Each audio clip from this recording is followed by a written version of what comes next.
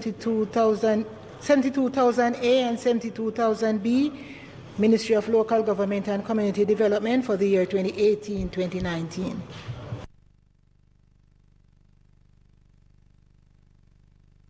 Bills brought from the Senate. The following is a message from the President of the Senate. To the Honorable House of Representatives, I have the honor to advise the Honorable House of Representatives that on the 23rd day of April 2021, a bill shortly entitled the Urban Renewal Tax Relief Amendment Act 2021 and a bill shortly entitled the Tobacco Industry Regulation, Validation and Indemnity Repeal Act 2021 were passed in the Senate without amendment. Signed, Thomas Tavares, Finson O.J., C.D., Q.C., J.P., President of the Senate. Bills brought petitions, papers, reports from committees, notices of motions given orally. Madam Speaker. Yes, Dr. Chan. Thank you.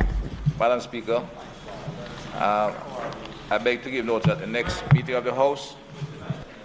Madam Speaker, I beg to give note at the next meeting of the House. I will move to introduce and have read a first time a bill. Mike is on.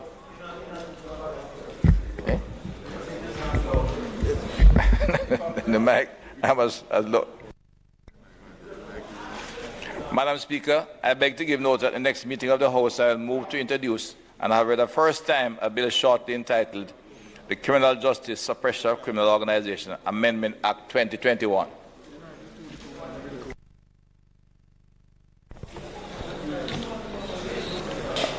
Madam Speaker, Madam Speaker, I beg to give notice that at the next meeting of the House I will move the following motion.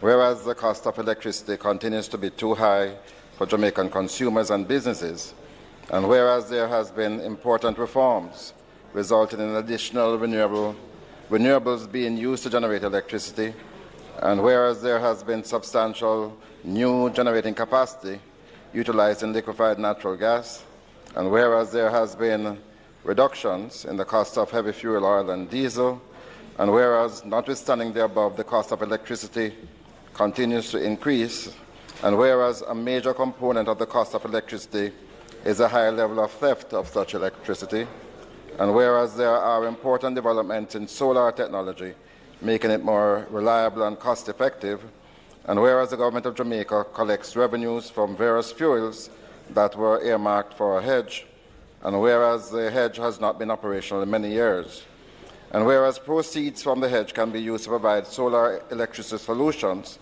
for the 200,000 households that steal electricity, and whereas the termination of electricity theft will result in lower electricity costs to all ratepayers, be it resolved that this Parliament agrees that it has a responsibility to address a high level of theft of electricity, and be it further resolved that the issues herein and solutions proposed be referred to the Economy and Production Committee for its assessment and recommendations. Madam Speaker, I beg to give notice that at the next meeting of the House, I will move, be it resolved, that the reports identified below be referred to the Public Accounts Committee of the House of Representatives for consideration and report. Audit report of the Auditor General's Department for the period April 2016 to March 2019. Ministry of Finance and the Public Service report on the appropriation accounts of the Auditor General's Department for the year 2013-2014. Ministry of Finance and the Public Service report on the appropriation accounts of the Auditor General's Department for the year 2016-2017. Ministry of Finance and the Public Service report on the appropriation accounts of the Auditor General's Department for the year 2017-2018. Madam Speaker, I further beg to give notice that at a later stage today, I will move for the suspension of the standing orders to enable me to take the motion.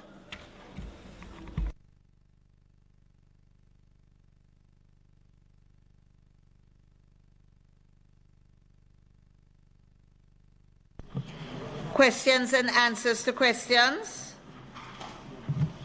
Motions that may be made at the commencement of public business requiring notice. Motions relating to the sitting of the House. Motions for leave to introduce bills. Madam Speaker.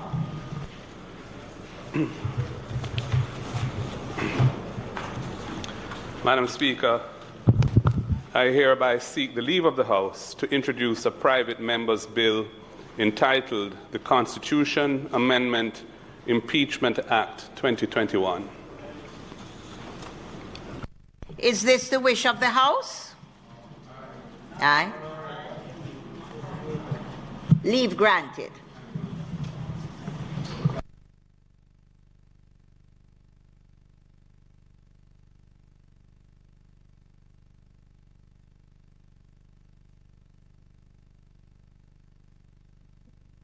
Presentation of bills without leave of the House first obtained.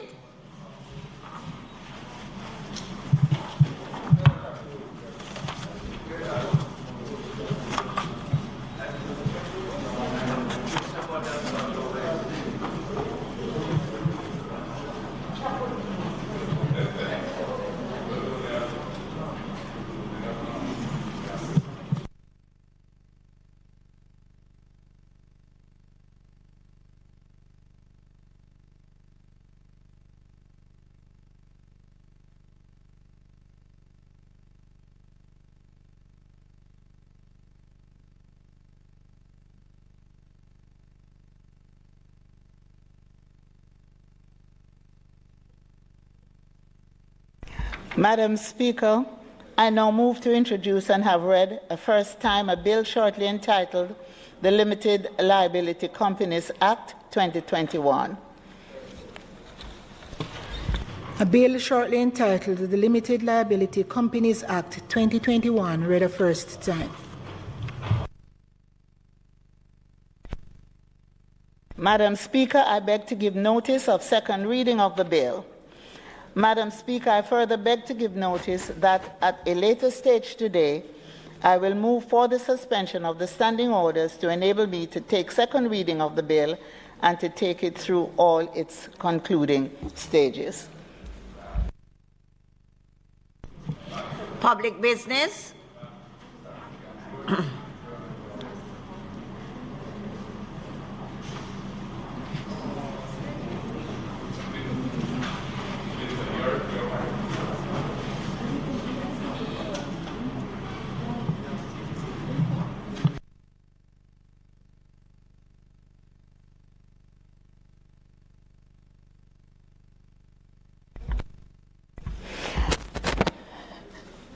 Madam Speaker, I now move for the suspension of the standing orders to enable me to take the motion, notice of which I gave earlier.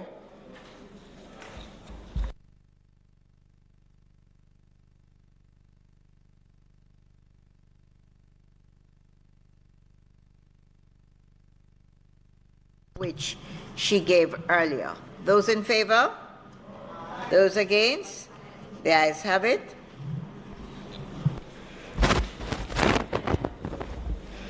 Madam Speaker, I ask that this motion be approved.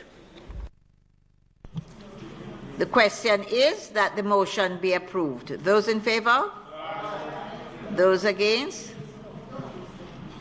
The motion is now approved.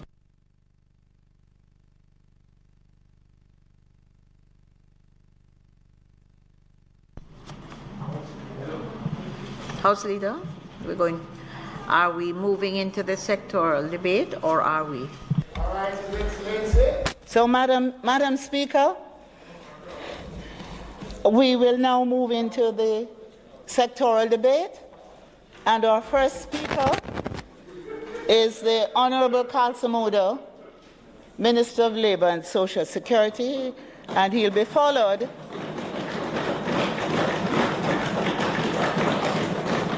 Thank you. Go ahead, Minister. Just before, Minister, just before you start, it would be remiss of me, not on my own behalf, on your behalf, to wish today. Best wishes to the birthday lady and the birthday gentleman of the Parliament. I think the leader of opposition business shares a birthday with the acting leader of the House this afternoon. And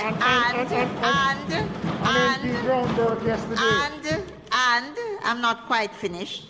And the lady sitting directly behind the House leader, she had a birthday yesterday. So I think it is in order that we should thank God for their lives, the contributions they have made to this Parliament and to this country, and to wish them the very best for the future.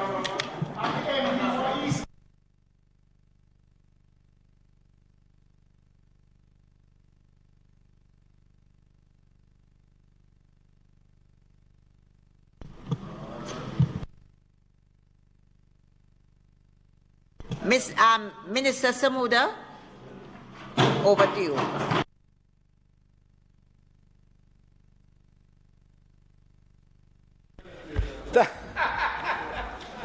Thank you very much. Huh? I don't only have one. I did. It's not working. All right, let me, Madam Speaker, if we'll allow you to speak from a seat that is not your own. Yes.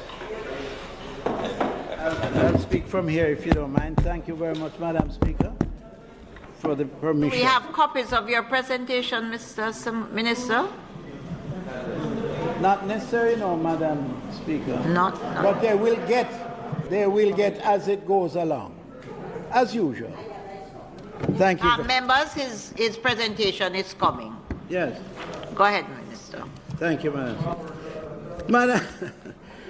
Madam Speaker, I wish to join you in wishing for those members who are celebrating their birthday today, not the least of which, of course, is our beautiful and hard-working and efficient acting House Leader. Congratulations.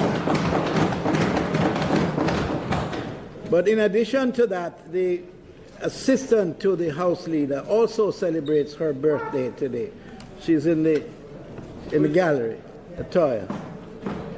So I wish to extend that as well. Mr. Speaker, Madam Speaker, I stand here a very proud member of Parliament, someone who has devoted most of my life in the field of politics, who has represented the same political constituency from different sides of the House for over 40 years.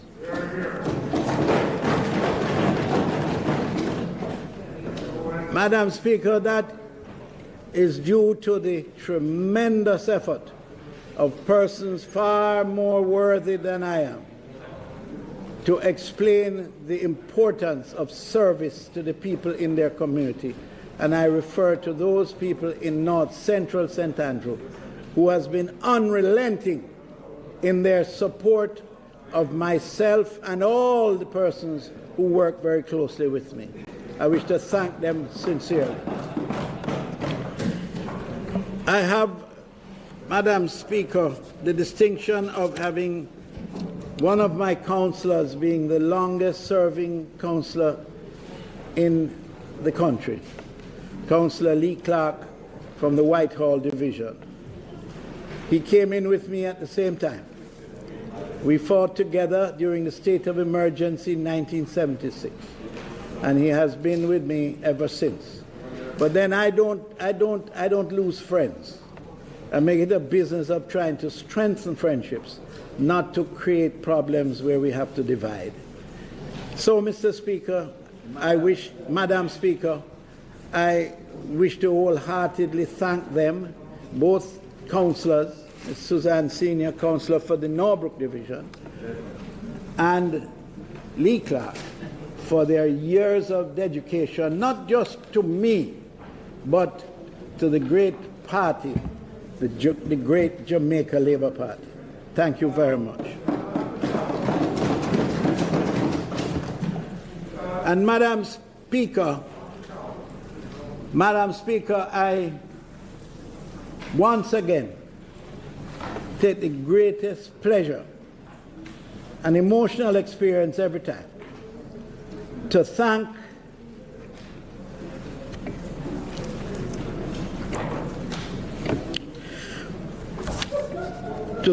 the person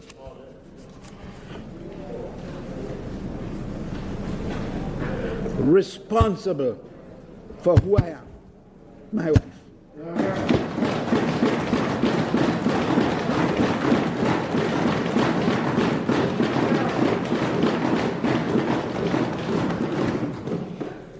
I married her at the ripe age of 25 years.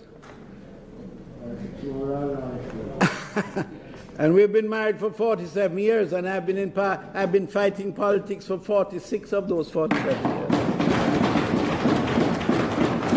So it is fair to say that anything I need to use as a refresher in terms of advice and commitment, she's right there, and it's my best source of information.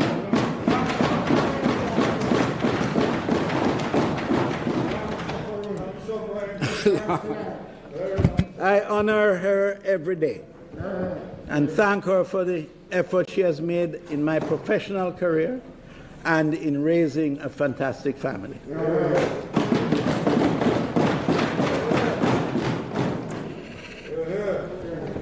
Madam Speaker, I wish to thank the Prime Minister for appointing me Minister of Labour and Social Security. I never saw that in the cards, but having been presented with it and having him request that I go there, I could not ever think of denying him. And therefore, I'm happy to advise this Honourable House that though there are challenges, the working relationship that has been forged between the leadership of the party that I represent and myself is one that can never, ever be broken.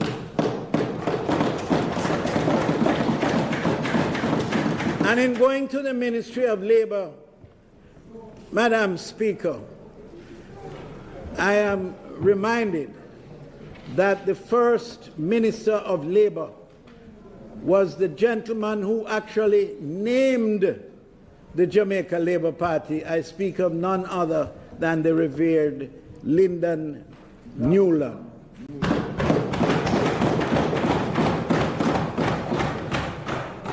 So I have some big shoes to fill.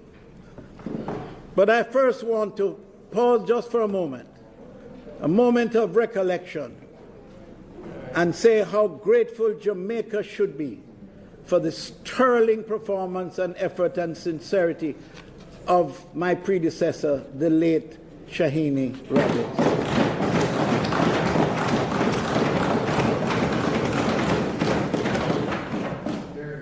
I have seen evidence of her work, her commitment, her devotion to service, and absolute commitment to the small man and woman. Her involvement at the constituency level is legendary. And I commend to the Member of Parliament the examples of Shahini Robinson, who we fought a challenging campaign, and she prevailed. And I dare say, were it not that the Lord chose to take her at this time, she would be there for eternity.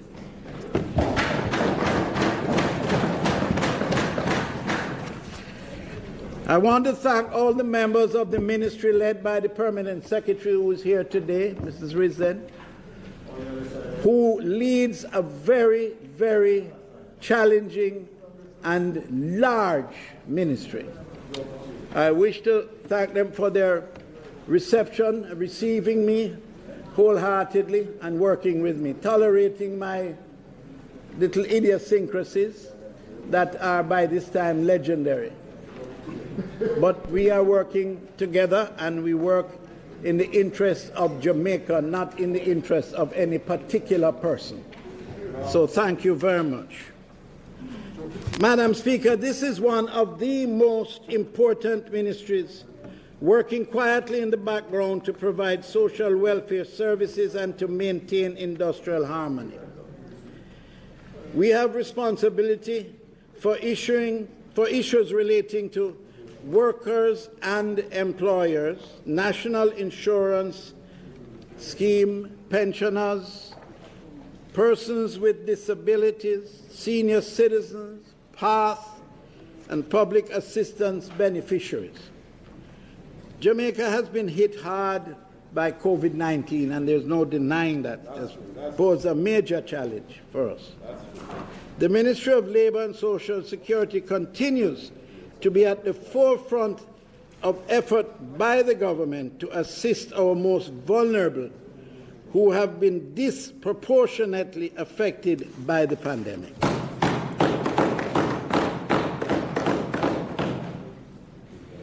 Madam Speaker, as this is the House and this is the debate, I make mention of the fact that our recurrent expenditures, or estimates of expenditures for 2021-22 fiscal year is $13.7 billion.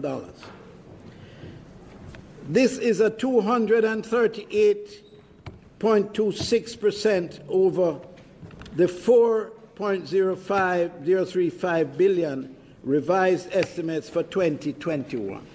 At first glance, we may say that that is an extraordinary increase, but the fact is the operational and beneficiary payment cost on the path from the capital to the recurrent heads of expenditure and an additional $800 million for social assistance for the elderly accounts for that increase. So it is really not that the Minister of Finance allowed his generosity to get away with him and granted us that level of recurrent expenditure, or capital, but it is because the capital was transferred to the recurrent, hence that large size recurrent. Madam Speaker, for the first time in the 19-year history of the PATH program, it is 100% funded by the government of Jamaica. Take note of that, Mr. Leader of the Opposition. Yes, but make sure you don't forget it. We thank our multilateral partners, the IDB and the World Bank, who have helped us over these years. Madam Speaker, I want to turn for a moment to the public assistance and the grants that are offered by our ministry.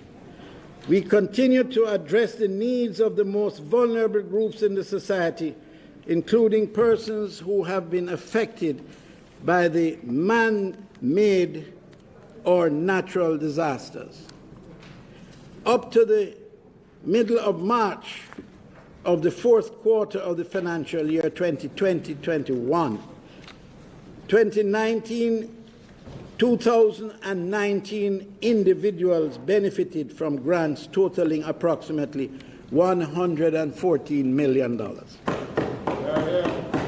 Through the short-term poverty intervention program, 3,915 individuals benefited from grants totaling approximately $69 million. In response to the ravages of COVID-19, the ministry implemented the Special Emergency Relief Intervention, distributing $89 million in grants to 4,971 poor families across the country. The Ministry of Labour and Social Security's disaster response activities in 2020 were predominantly in response to the pandemic. With the declaration of the first quarantine community in Bull Bay, it was the ministry in conjunction with the Humanitarian Assistance Committee partners and commenced the distribution of relief supplies to families in quarantine on March 14, 2020.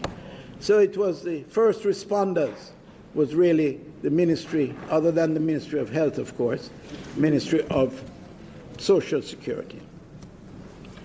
Up to February 28, 2021, the team has distributed approximately 45,000 food packages, 8,516 hygiene packages, and other relief supplies and personal care items to families in quarantine and other families affected by the pandemic across the island. The humanitarian response is ongoing, and the team continues to provide island-wide food supplies to affected families across the country. Over the same period, the team responded to 242 incidents of fire affecting 396 families. 931 individuals were assisted with food, comfort items, emergency grants, funeral assistance, and counseling. Madam Speaker, not only have we had to face the pandemic, which is bad, but also the flood rains from October to November 2020 resulted in varying degrees of damage to 114 dwellings in over 60 communities island-wide. Our ministry gave support in the form of grants, meals, food packages, and numerous other relief supplies to over 120 persons affected by the flood rains. Madam Speaker, let me express appreciation to our partners, the Jamaica Red Cross, Adventist Relief Association, and Food for the Poor for their support.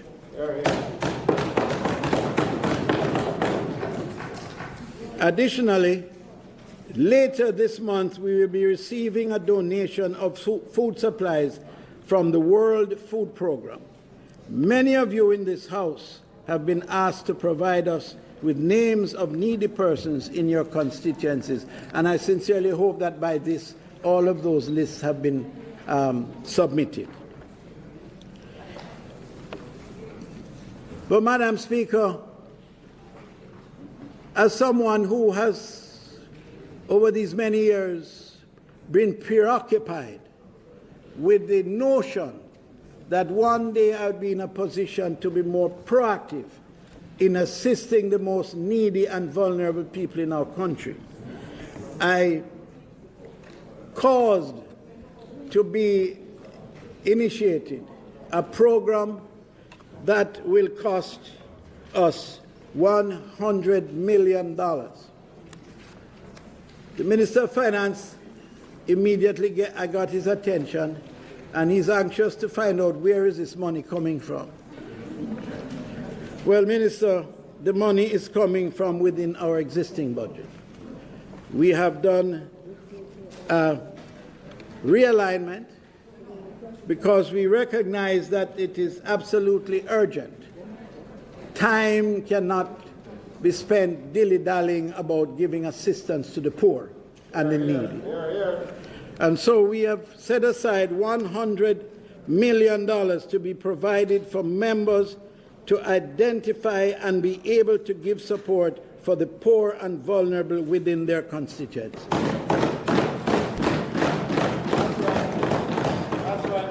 I must point out that on no account will a recommendation be accepted unless it is coming over the signature of a member of Parliament. This is a program designed to enable members of Parliament to have the flexibility to do the things that are necessary to bring relief to the suffering people within their constituency.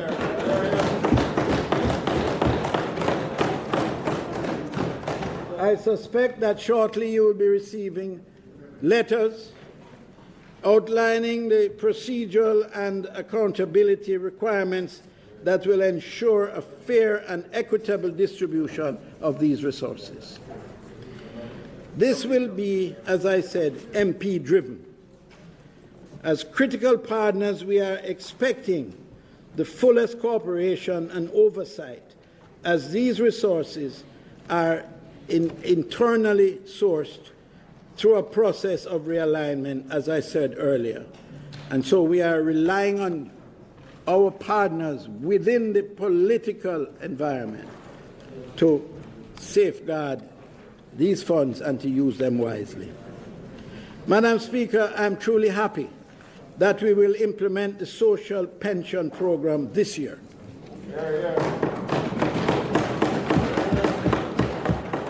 I might pause to point out that this program is the first of its kind in Jamaica and is the largest social protection program to be implemented by the government since the introduction of PASS almost 20 years ago. And you know, Madam Speaker, we must bear in mind at all times that we are talking about these kinds of programs at a time when we are undergoing the greatest stress and threat to our economy through the pandemic that has caused us so much grief. It is absolutely remarkable that as a little country we are able to order our affairs in such a manner that we can bring this kind of relief at this time. And I think the Minister of Finance must be commended for his efforts in this regard. This program will bring us closer to generating a minimum level of social protection for our people. It is no question that the existing facilities that are given as support to our most needy is inadequate. And I know that the Minister of Finance shares my view on it and the views of so many others, that had we not had this pandemic in the severity with which we have been hit, we will be well along our way of being able to give the persons who are old and disabled greater assistance and to give greater opportunities for our children to enjoy a healthy and productive childhood and developmental strategy for them. The truth is, while we have made significant strides in the provision for our elderly, there are gaps in the system.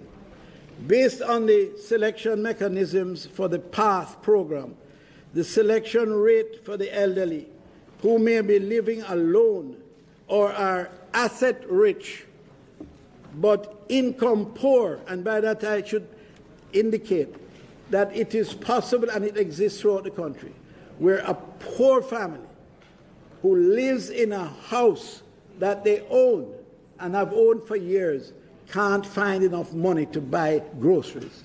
They are poor in terms of cash. And so they are in a predicament because if they, first of all, they can't borrow on the house because they have no basis on which to repay. And if they sell the house, they are going to be either having to live with relatives or be thrown out to live with strangers, neither of which are acceptable. So it is left to the government to give these people support in repayment for the efforts they made when they were in their youthful years.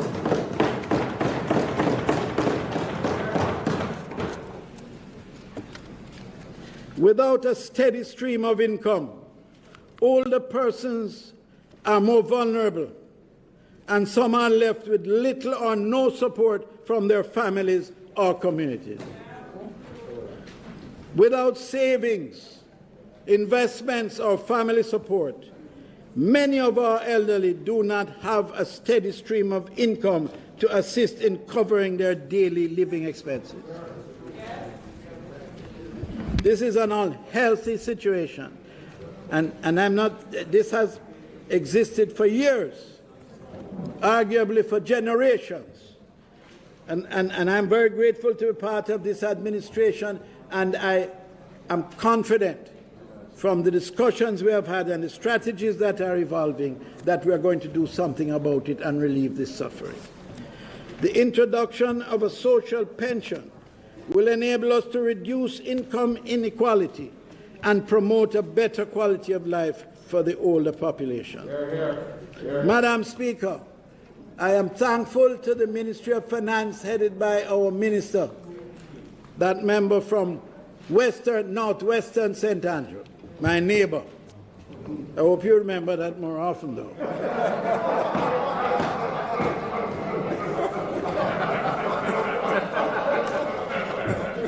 Very thankful for allocating $800 million for the social pension program this year.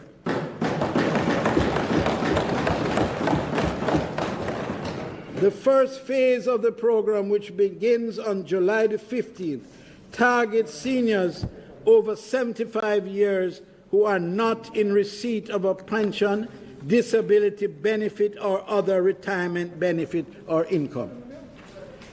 These persons receiving cash grants from PATH, Poor Relief, when they reach the age of 75, will be transitioned to the new program.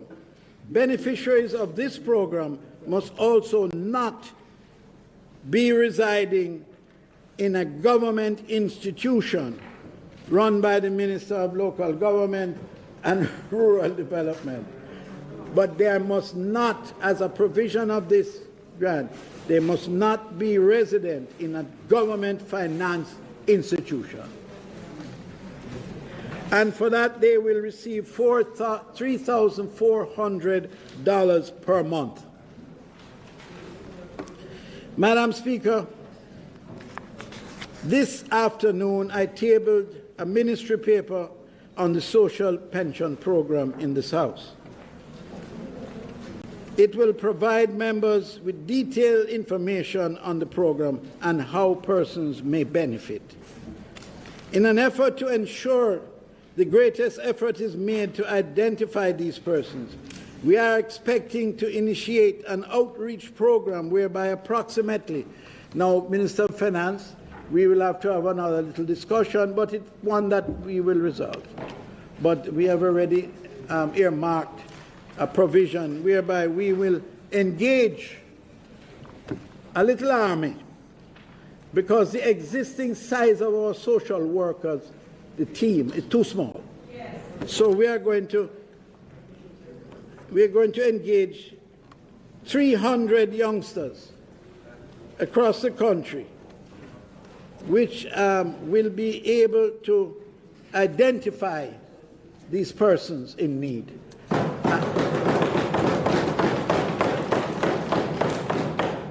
They will assist our island's social workers, and they will work very closely with the constituencies, and they will be chosen, and this must be understood here, they will be chosen by the members of Parliament, because what our strategy going forward is that we are engaging the members of Parliament as partners in our effort to challenge the poverty that the poor has to experience. So in that sense, we are hoping to forge that kind of relationship. So I ask that every one of you engage youngsters who can be part of that team, because how it is now, by the time we get around to identifying all the people who are in genuine need and create that database, we'll be out of time.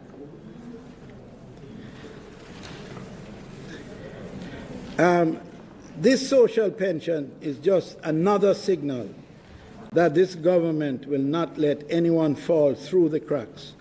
Simply put, Mr. Speaker, this is a caring government conscious of the challenges of the people of Jamaica. Madam Speaker, despite the huge setback resulting from COVID-19, the ministry has had some notable accomplishments. There was a 40% increase in PATH, cash grants to beneficiaries, as we expended approximately $9.24 billion. This increase was due to additional benefits paid in May 2020 under the We Care program.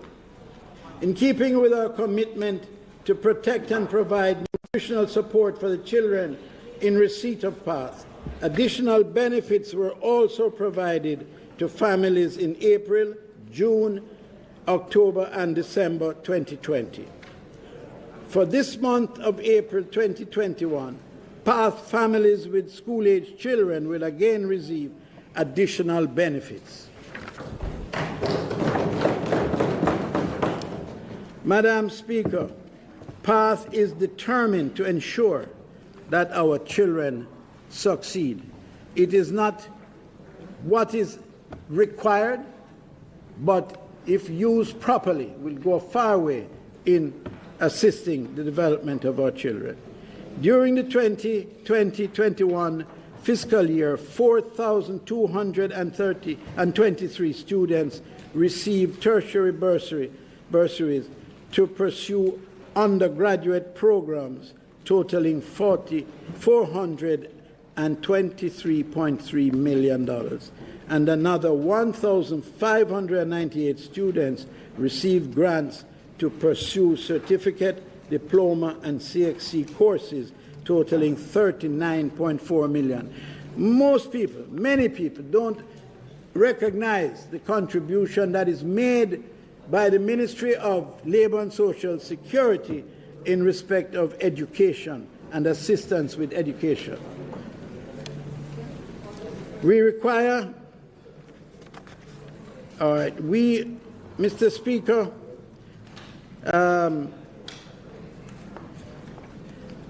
acquired and retrofitted 3 mobile intervention service units. In fact, is he here? The former Minister of Labour was very integral in supporting the mobile intervention service units that will now take our services directly to the affected children and clients in rural areas particularly. That's right. That's right. Unfortunately, the spike in COVID-19 has caused this program to fall behind somewhat. We are also in the process of discussing with the Ministry of Health the possibility of using these units to assist with the Ministry of Health's vaccination program. Minister, did you hear that? Oh, okay. Don't you think that would be helpful?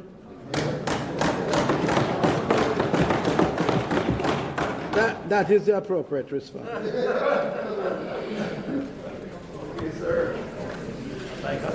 The National Council for Senior Citizens expanded the Meals on Wheels feeding program from the corporate area to rural poor and the elderly in order to give greater food security. 3,132 more older persons across the island were assisted with food packages under this program. A total of 3,632 persons benefited under the program. Madam Speaker, it was a great pleasure for me to participate at the official opening of the new parish office in St. Anne that was opened by the Prime Minister. That office was opened some time ago, shortly after I became the Minister of Labour, sometime in November last year. I am happy today to rededicate the building to the loving memory of former MP and Minister of Local Government, the Honourable Shahini Roberts, a lifelong fighter for the poor and needy. Madam Speaker, the financial year 2020-21 for the National Insurance Scheme was a year of adjustment and one of mixed results. COVID-19 required this ministry to play its part in lending to protect the persons with pensions. Since April 2020, arrangements were made each month with the post offices to allow pensioners to cash their entire pension vouchers for 1 month all at once instead of fortnightly. And I think this will be a great help to the pensioners who oftentimes finds it challenging to be up and down to collect the small amount that they receive each fortnight. So getting it all at once will be much more beneficial to them. Activities are underway to change the frequency of payments for the pensioners so that, as I said, we will get it done once a month. Madam Speaker, a priority area for the financial year 21-22 will be the actuarial review of the NIS. This will shed light on the financial performance since the last review in 2016 and bring into focus three things: the funding status since the last review, the impact of the minor adjustments in the contribution rates, and whether or not any other adjustments are required to ensure that the scheme remains in a position to honor all of its long-term obligations.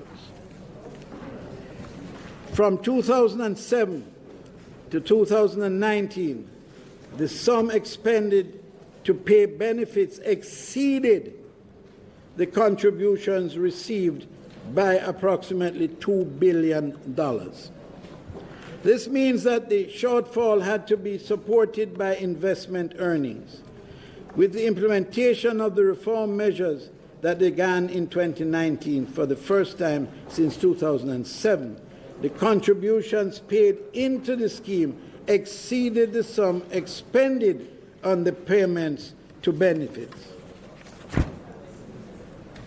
Reform measures recommended by the actuary and approved by this administration occasioned a turnaround in the financial performance of the scheme. The first of various reform measures was implemented on April 1, 2019, with the increase in the NIS contribution rate from 5% to 5.5%. And you recall I brought that matter to the House a short time ago, will now be at 6% on April 1, 2020. This has resulted in positive net contributions of $476.2 million as at February 28, 2021, moving from a deficit of negative $245 million as at February 28, 2020. So we are moving in the right direction as far as that is concerned. In terms of the National Insurance Fund, the National Insurance Fund continues to be a viable, sustainable institution within the Ministry of Labour and Social Security. As at February 28, 2021, the fund was valued at approximately $123.98, call it $124 billion, which represents an increase of 2.2% in net asset value for the corresponding period last year. Again, it is moving in the right direction despite the setbacks of COVID and some of its investments. Total investment income, including unrealized gains, as at February 28, 2021, was $11.05 billion and represents a 23% decline in total investment income for the corresponding period 2020. This decline was largely due to the impact of unrealized losses on equities which occurred against the backdrop of a decrease in the JSE main market index brought about by the pandemic. So it gives you an idea of the impact that the pandemic has at all levels of our economy. This situation is improving, and we are already seeing recovery in the equities and other markets. As at February 28, 2021, the fund recorded a net increase in assets returning from 2020 to 2021 of $10.5 billion. Despite the challenges brought about by the COVID pandemic, which affected the speed and delivery of several plans and projects, the fund is still actively carrying out development work for selected NIS offices across the island with a bid to ensure improvement in service and the whole environment of providing for employees and pensioners. So we are upgrading our facilities so that the pensioners can enjoy a better atmosphere within which to visit and to see exactly how best to improve the situation for themselves. For the upcoming year, the National Insurance Fund intends to focus on several high-priority areas, including investments across the real estate market, fixed income and equity sectors, and the increase in the insurable wage ceiling for the NIS.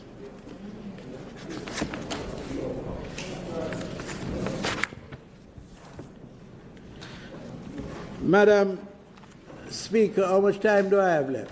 No.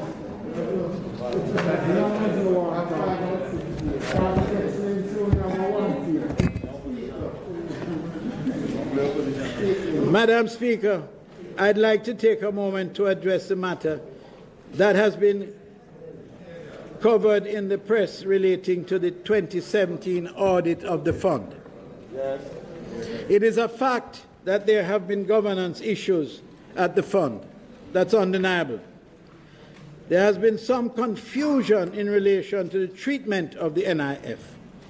I am determined to correct this, and I must credit Minister Clark for establishing the NIF Review Commission in 2019. That commission has made recommendations which are now being reviewed by the Ministry of Labour and the Ministry of Finance and the Public Service and will be put before the Cabinet shortly. That's right. One key recommendation is that commission is for the NIF to become its own body corporate. Yes. However, the NIF cannot be divorced from the NIS. Its enactment insists that we adhere to that relationship. The two are umbilically connected. But we rely heavily and have to rely heavily on the Ministry of Finance because it is the Ministry of Finance that guarantees the money that we spend. If we lose money, it is the Ministry of Finance through the consolidated fund who will have to pay for it. And we cannot afford that. And we're not going to let you down, Minister of Finance. We're going to work together to ensure that the fund remains viable, strong, and in a growth path.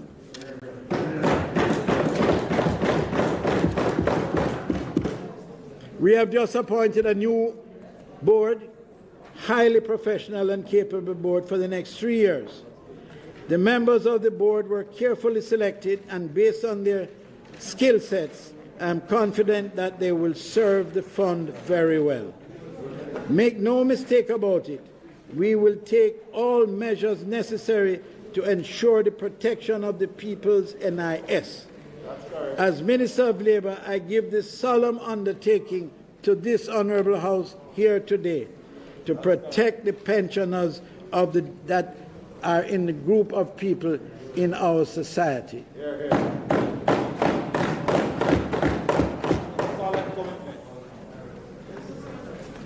Previously, the board of the various companies under the NIF were all self-appointed by the advisory board, as it is still called, and referred to as the advisory board.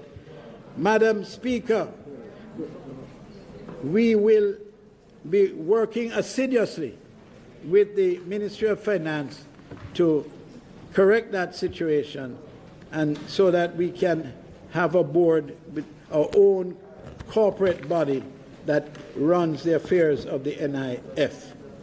This I am determined to correct once and for all. I can give credit to Minister Robinson for changing this in one of her last acts in the cabinet. She ensured that the board overseeing the investment at Malaya Braco was appointed by the cabinet, and all other appointments will be made in like manner. As we continue to strengthen the structure of the NIF, an internal auditor and a risk manager have been engaged by the fund. Madam Speaker, I know that with the last increase in pensions in 2018, pensioners are now expecting an increase in their payments, and reasonably so. I await the results of the actuarial review to guide any increase in benefits. The truth is, Madam Speaker, if we are not careful and if we do not run the fund in a most highly proficient and professional manner, it is expected, based on the actuarial report, that the fund will be depleted by 2037. Well, nobody here in this Honourable House or anywhere in Jamaica would wish to see that happen. So if I don't do my job properly, many of you in this House and across Jamaica will have no pension to get. So we have to get to work, and quickly. Madam Speaker, managing a $120-odd billion fund is no small task, and we regard it as a major undertaking to do all we can to ensure the survival of the fund. We have a number of legislative matters that will be brought to this Honourable House. I will only mention them, but the Minister of State have been assigned the responsibility to take ownership of these measures and to bring them and debate them in the House. We continue to work to enhance the legislative program. The Minister's time for speaking has expired. House Leader. Madam Speaker, I ask that the Minister be allowed sufficient time to complete his presentation. The question is that the Minister be allowed sufficient time to complete his presentation. Those in favour? Those against? The ayes have it. Minister Samudo. I thank you, Madam Speaker, and I thank the members of the House. Madam Speaker, I turn to the overseas employment, which is a vexed issue for many. And since becoming Minister, I have looked into this, the construct of this provision, and I cannot honestly say that I find that it meets with my favor in totality. We have a situation here, Madam Speaker, where we have a declining labor source in the United States. We are required to send less people this year than we did last year, whilst in Canada they are holding their own. But the construct of the provision of the program is such that only 10% of the requirements like in Canada, 4,000 odd. Only 10% comprises new participants. In other words, simply put, existing workers under the program are the ones that are most desirable by the farmers. And there's really little that we can do to change that because they have become accustomed to working on the farms. The farmers have accepted them, all in some cases almost like a member of the family. And every year they request their team of workers. So we only have 10% that is new. So when I looked at the amount of farm work cards, as it is called, that were distributed, I said that something is missing here. Something not right in the House of Denmark. So when we examined it more carefully, got more granular, we came up against another peculiar situation where we were distributing 4,000 cards, and we were receiving persons from those cards that were recommended. Only a small portion of them, a minute portion of them, were invited to travel. A minute portion. So the whole thing not fitting.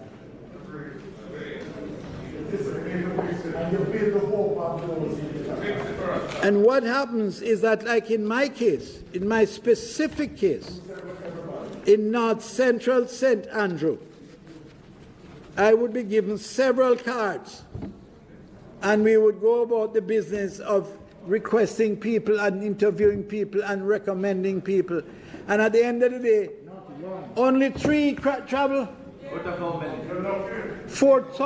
Out of 4,000 odd. Only a fraction travel. That situation does not make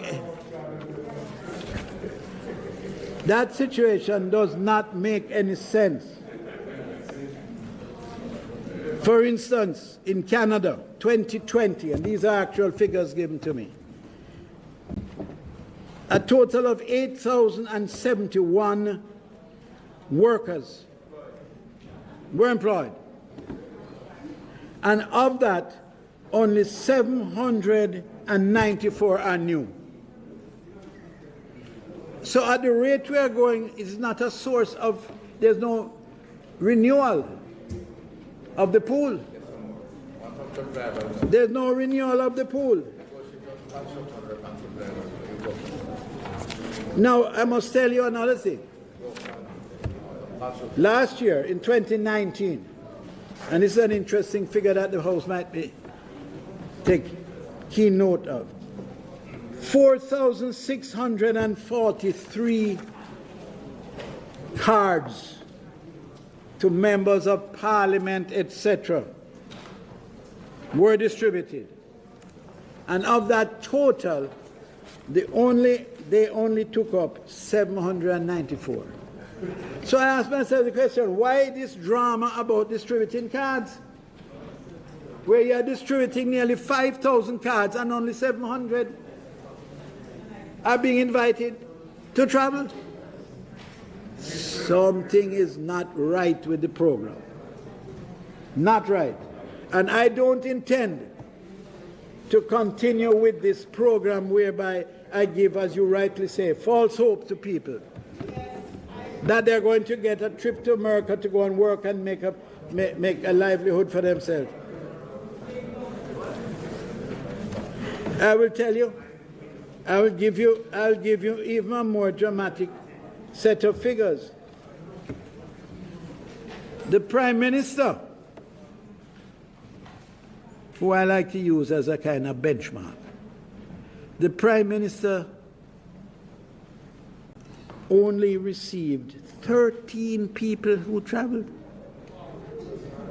from a recommendation list of over 100. 13.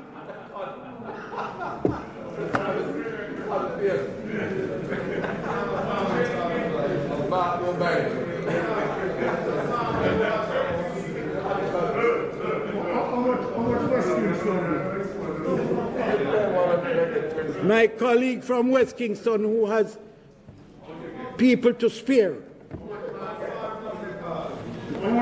only got 5. What about North East St. Andrew, where we have many farmers?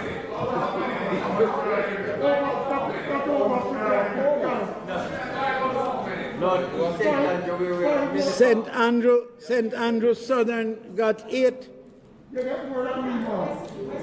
Here it is. You would think that the system would have mercy on the Minister of Finance. I got 3, and the Minister of Finance got 4.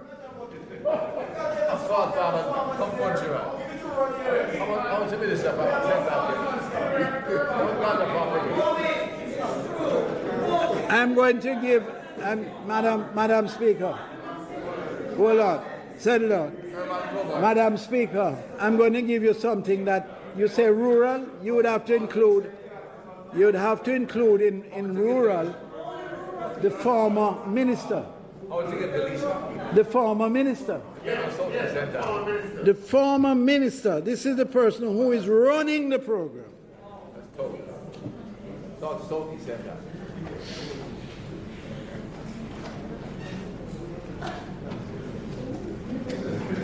The former minister who is responsible for the program got a grand total of 8. My apologies, 7. Out of hundreds that were allotted. So there's a major disconnect here, Minister. A major disconnect. This program has to be looked at far more carefully. So here is what we're going to do. Here. Hold on. You'll be interested.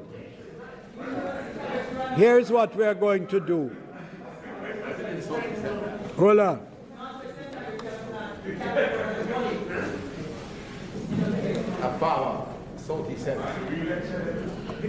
St. Anne Southeast got 11.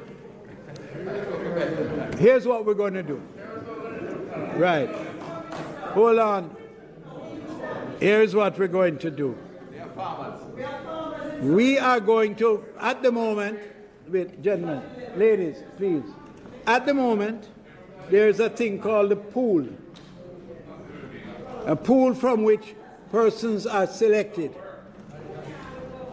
The pool is now empty because what I've done is all farm work cards that were given out in September have been withheld,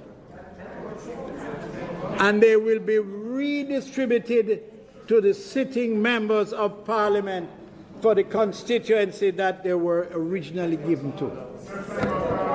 No, they're going to be given to those members, and they will choose from among those lists who they would like now to form a new pool.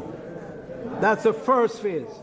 And we want a pool of 3 to 3,500 persons recommended by the members of Parliament. You will remember I gave you an undertaking here in the Finance Committee that in the future all persons selected to travel would come from a pool chosen by the members of Parliament, and others, but minimally so, primarily from the members of Parliament. And that is the basis on which we're going to go forward. So we're going to clean up what I probably is not a good word to use, but we're going to restructure it so that we will know what is in the pool, because every member of parliament will have a set of people in that pool. And we will then carefully devise a system that gives equity. And that's the basis on which we're going to go forward. But as it is now, it is not operating in a manner that can enjoy the type of scrutiny that it really needs to enjoy. I'm very happy that I've had the chance to look at this and to review it very, very carefully. Madam Speaker,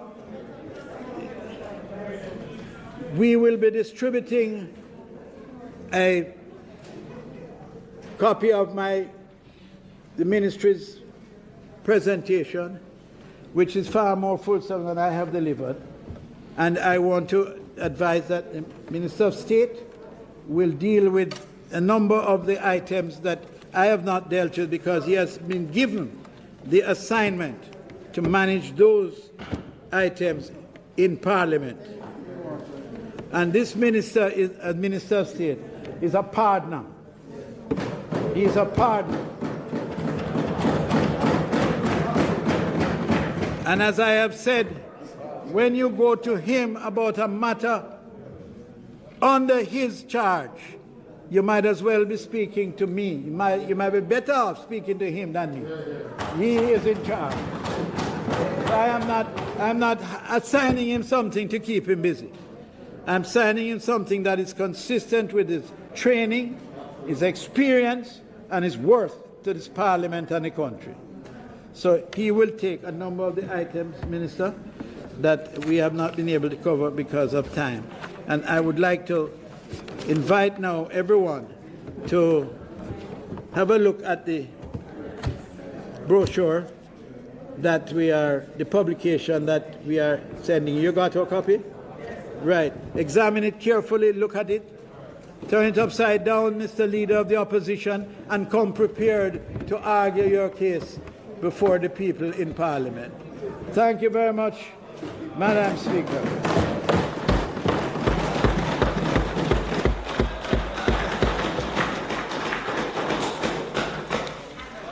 Madam Speaker, just before Member of Parliament Anthony Hilton makes his presentation, I ask that the item announcement be recommitted to enable the clerk to table a ministry paper brought by the Minister of Labour and Social Security. Members, the question is that the item announcements on the agenda be recommitted. Those in favor? Those against? The ayes have it. Also laid on the table of the House today is a copy of Ministry Paper number 27 of 2021 entitled the Social Pension Program.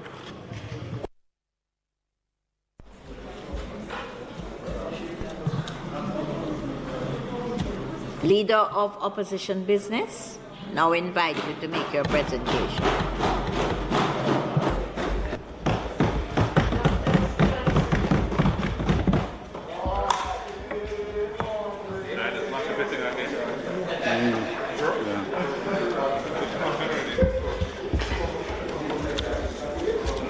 Madam Speaker, I join my colleague before me in commending you on the firm but fair manner in which you have conducted the business of the House.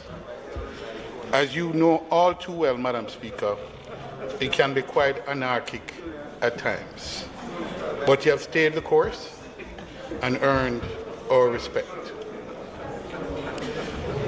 On this occasion, Madam Speaker, I give recognition to the omnipotent one for protecting and guiding my footsteps through yet another year and another birthday.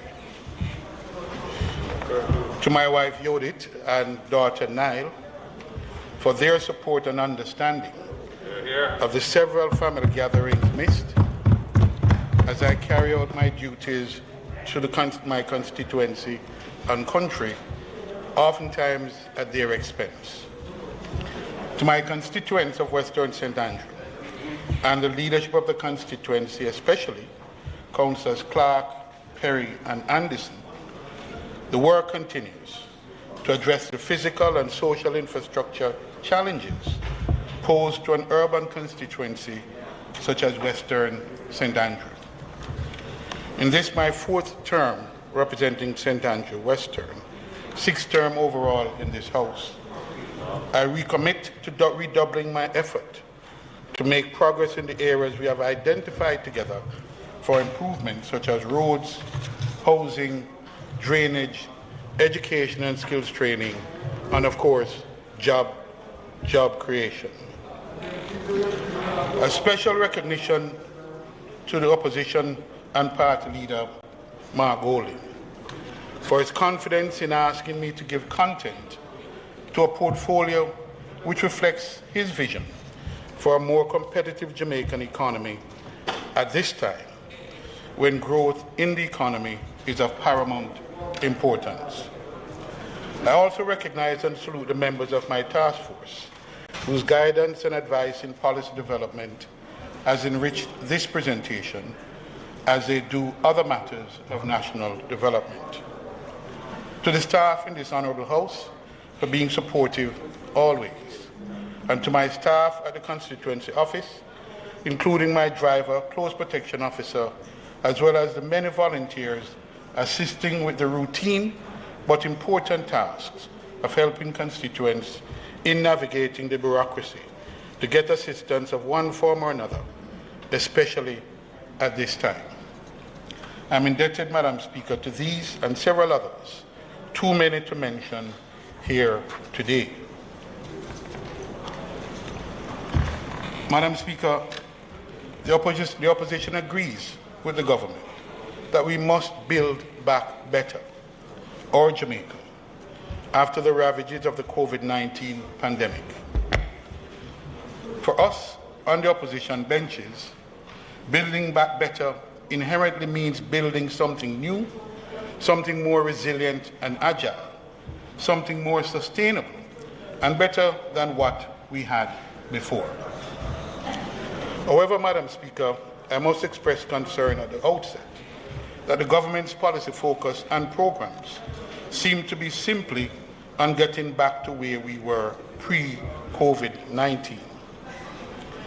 Madam Speaker, in my last contribution to these sectoral debates, I called for a reset, restructure and rebuilding of the Jamaican economy. It is in that same vein, Madam Speaker, that I again put forward for this year's contribution the theme, building ladders of opportunities and paving pathways to success. Madam Speaker, why am I talking about building ladders and paving pathways? Simply, I am putting forward a basic framework to help us build back better. Without ladders and pathways for our people, Members, Speaker, there's a very heavy murmur, and the leader of the opposition is speaking. Can we? Thank you, Madam Speaker. Without ladders and pathways for our people, Madam Speaker, I fear that we will forever be a nation of potential unfulfilled, of promises unrealized, and of dreams deferred. And building back better is not possible without our people, all the people. However, Madam Speaker, I do not believe all is lost. So today I call on the government and the entire Jamaican society to let us together seize the moment and build ladders of opportunity and pave pathways for the success of our people. The ladders I speak of are the tools to be used, such as physical planning, policy planning, reform of outdated laws, and the need for progressive legislation, among others. And the pathways are the strategies, the action plans to be implemented, and the roads traveled or the pathways taken. Madam Speaker, the tool in this instance, while not visible, is nevertheless real and is the multifaceted global logistics industry. Logistics and supply chain, Madam Speaker, is a powerful tool that, if properly used, can help us to build back better. The pathways are Jamaica's transformational journey to a logistics-centered economy. Madam Speaker, for the logistics-centered economy to be effective as a policy strategy to transform the Jamaican economy, we need policy prescriptions and action plans squarely aimed at benefiting businesses, especially the MSMEs, and the mass of the population who have been adversely impacted by the pandemic. It will always be for us on the opposition benches, Madam Speaker, about the people. We must unleash the potential of our people by providing rungs of opportunities, while removing stumbling blocks in their efforts to achieve success. In my presentation, Madam Speaker, I will focus attention on the opportunities in the global and domestic e-commerce sector of the last mile logistics, provide evidence of the emergence of a consensus around the logistics-centered economy, and remind us of the potential price if not taking advantage of this crisis.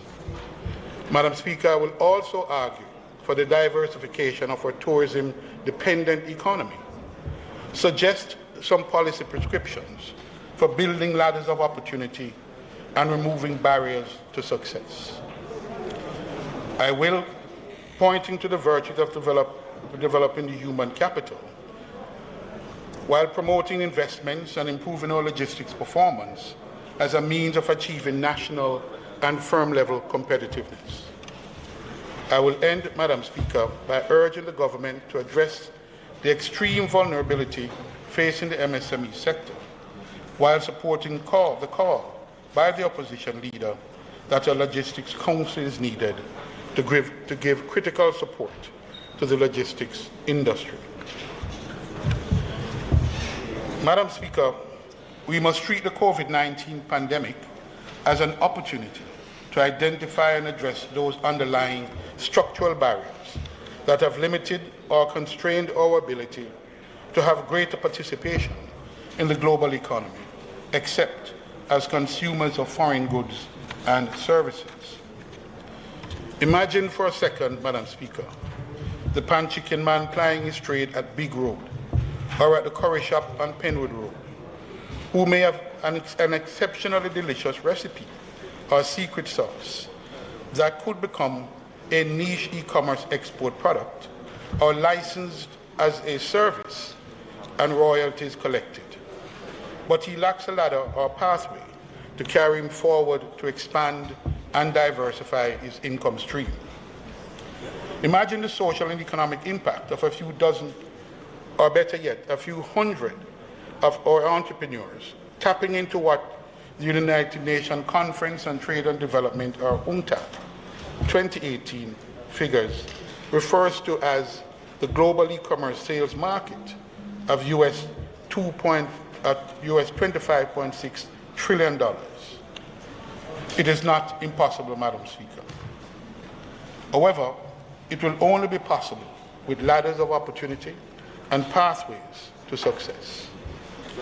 Sadly, Madam Speaker, Jamaica's ranking in the latest UNCTAD business to consumer, or B2C, e-commerce index 2020, which measures 152 nations on their readiness for online shopping, is 74th out of 152.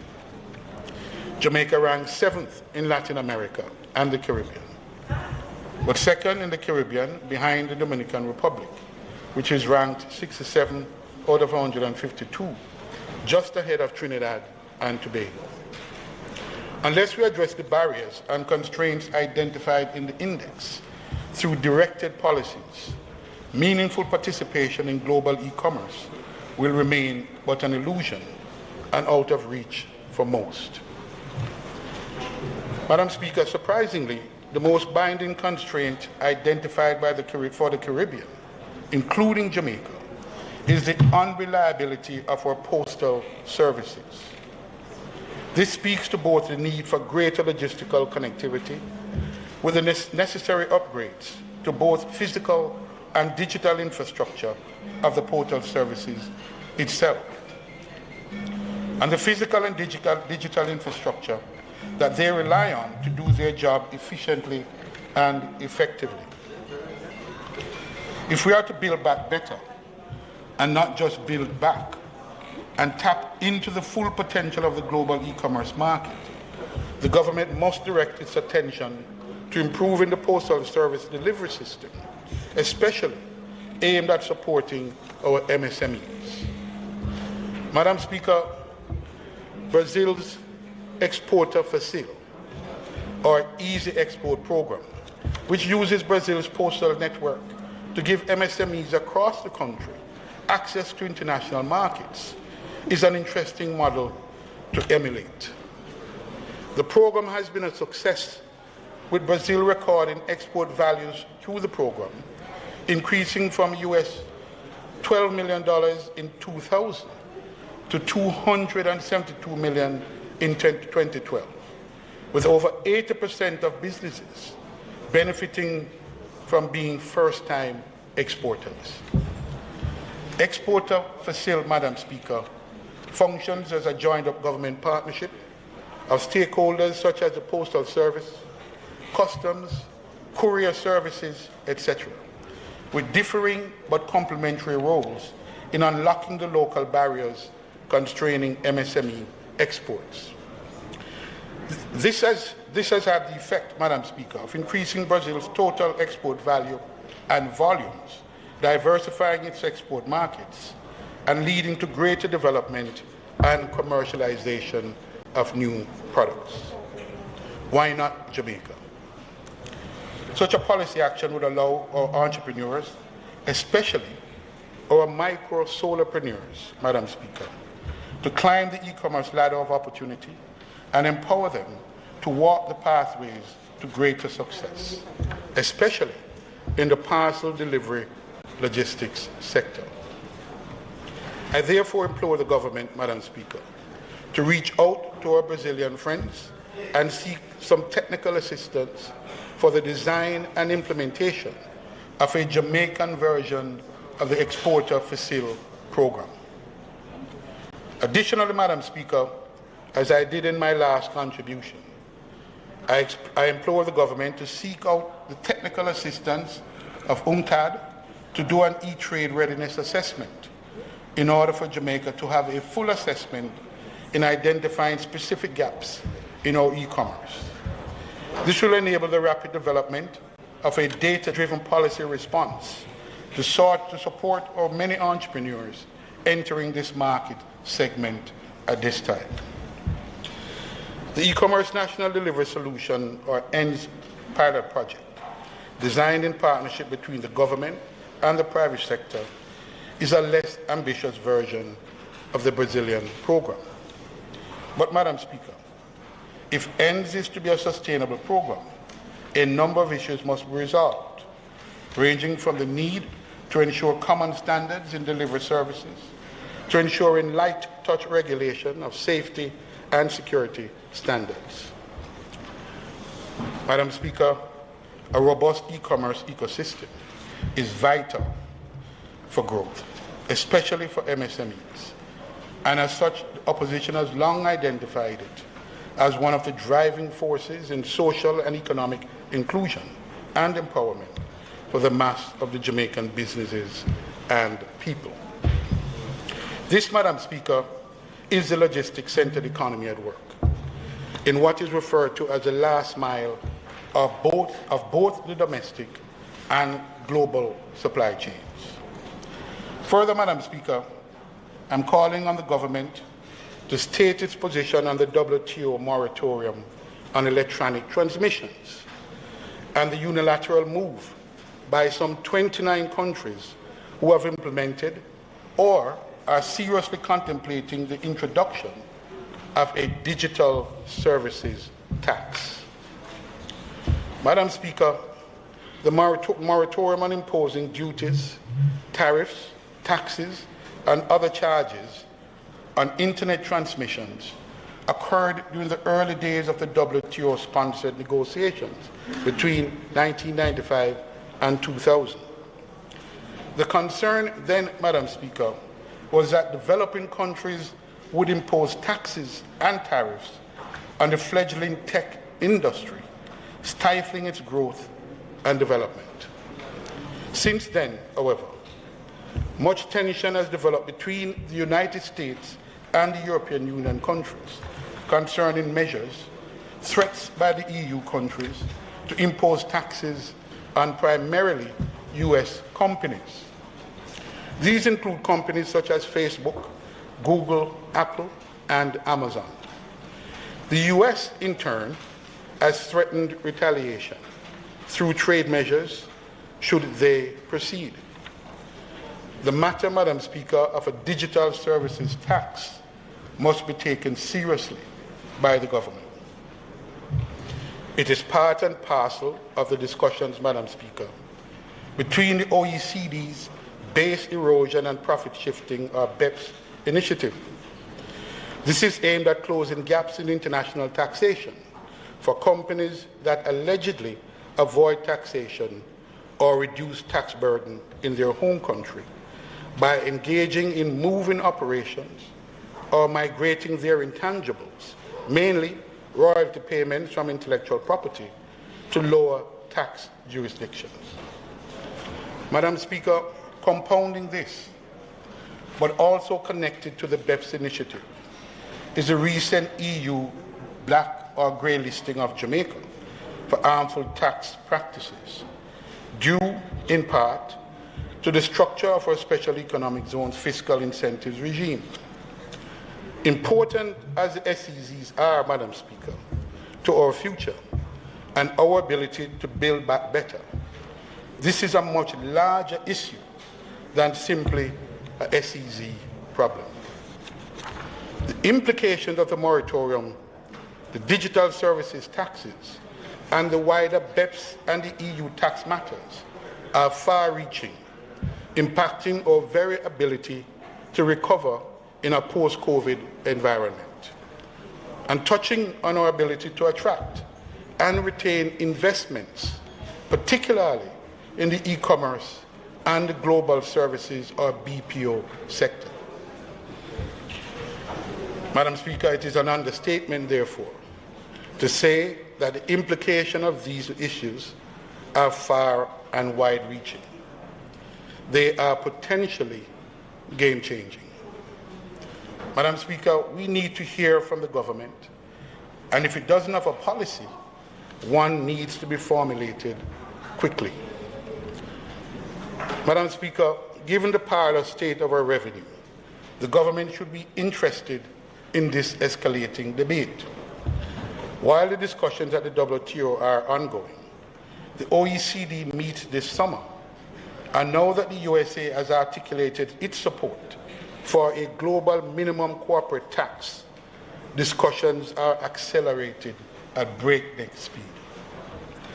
Madam Speaker, the people have a right to know what the government position is, as it will directly impact their future, and businesses need to know, as it could impact their current and future investments. So, Madam Speaker, I'm not saying these things to be alarmist, but I am sounding a trumpet, as a responsible opposition should do, given the seriousness of the matter and the silence of the government. Madam Speaker, the events of the last year have caused the entire world to pay attention to global supply chains and logistics operations. This is so as countries struggle to ensure the availability of critical goods and services due to the imposition of measures deployed in the fight against the coronavirus pandemic and livelihoods.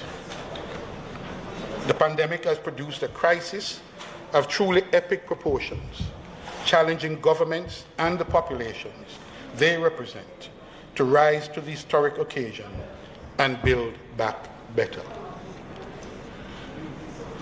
Madam Speaker, it is that deeper understanding and appreciation for the strategic role of supply chains and logistics by the Leader of the Opposition, which has resulted in the naming of the portfolio for which I speak.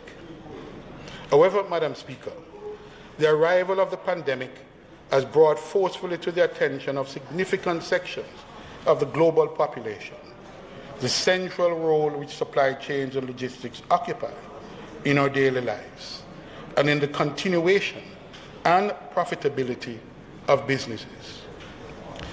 Madam Speaker, as mentioned earlier, it is not accidental that the Leader of Opposition has framed a historic portfolio to address the imperceptible but real prospects presented by global supply chain management and logistics. This is an industry, Madam Speaker, whose importance in the delivery of goods, raw materials, and services are essential. I've often been accused of being a one-trick pony. All I can ever talk about is logistics, logistics, logistics. Other than the fact that this is a caricature, Madam Speaker, logistics is a pony that can do many tricks. Madam Speaker, my advocacy on this matter is clear, but more voices are happily joining the choir. A recent convert had this to say, Madam Speaker, and I quote, "Our plans to position Jamaica as a viable transportation center, a subset of the logistics hub, will remain despite the obvious economic shocks of the COVID-19 pandemic. This has the potential to draw more shipping and allied services and to be a driver of economic advancement," Mr. Montague stated. This time, Madam Speaker, I can truly say, as one of our world-famous artists say, it wasn't me. This time it was the IDB. Because, Madam Speaker, the Inter-American Development Bank, or IDB, is in a recent study titled Opportunities for Stronger and Sustainable Post-Pandemic Growth, indicated that to grow more rapidly, the Latin American Caribbean region, or LAC region, should enact a series of reforms to, among other things, help to connect businesses to global value chains. The study stated the obvious, that the LAC region has, and I quote, low participation in global value chains, both in their percentage and share, and in the stages in which they are involved, which is mainly concentrated in exporting raw materials or derivatives, end quote. However, Madam Speaker, the IDB study was hopeful in its conclusion that deeper and wider participation in global value chains is critical to economic recovery that generates high-quality jobs in the aftermath of the COVID-19 pandemic. It estimates that by strengthening its regional value chains, the LAC, the Latin American Caribbean region, in which Jamaica sits, could increase its exports to the United States alone by US $70 billion in sectors such as textiles, medical products, and automotive. This, Madam Speaker, gives us an idea of what we stand to gain by transforming Jamaica into a logistics-centered economy. We stand to gain a diversified economy in terms of industries, production, and exports, much-needed jobs, economic growth, and most importantly, a future for our people, Madam Speaker. However, the IDB sounds a very cautionary note in recognizing a truism that, and I quote, windows of opportunity open during crises, but may close rapidly. Countries that fail to take advantage of them may miss out on lasting benefits, end quote. So, Madam Speaker, companies are restructuring their global supply and value chains by changing their production and sourcing strategies and introducing greater resilience and agility. Much like many of the Japanese manufacturers did after the Fukushima disaster in 2011, COVID-19 has forced many global companies to pursue multi-site production and multi-source procurement strategies.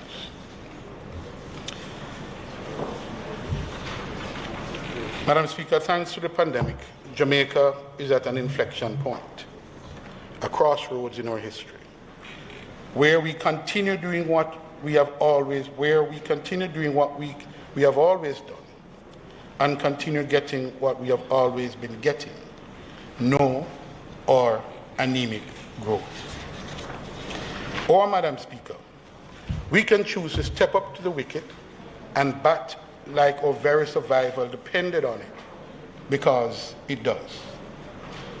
Madam Speaker, McKinsey & Company estimates that up to 1/4 of global goods exports worth $2.9 trillion to $4.6 trillion annually could feasibly shift to different countries in the next 5 years or so, though the potential varies considerably across industries.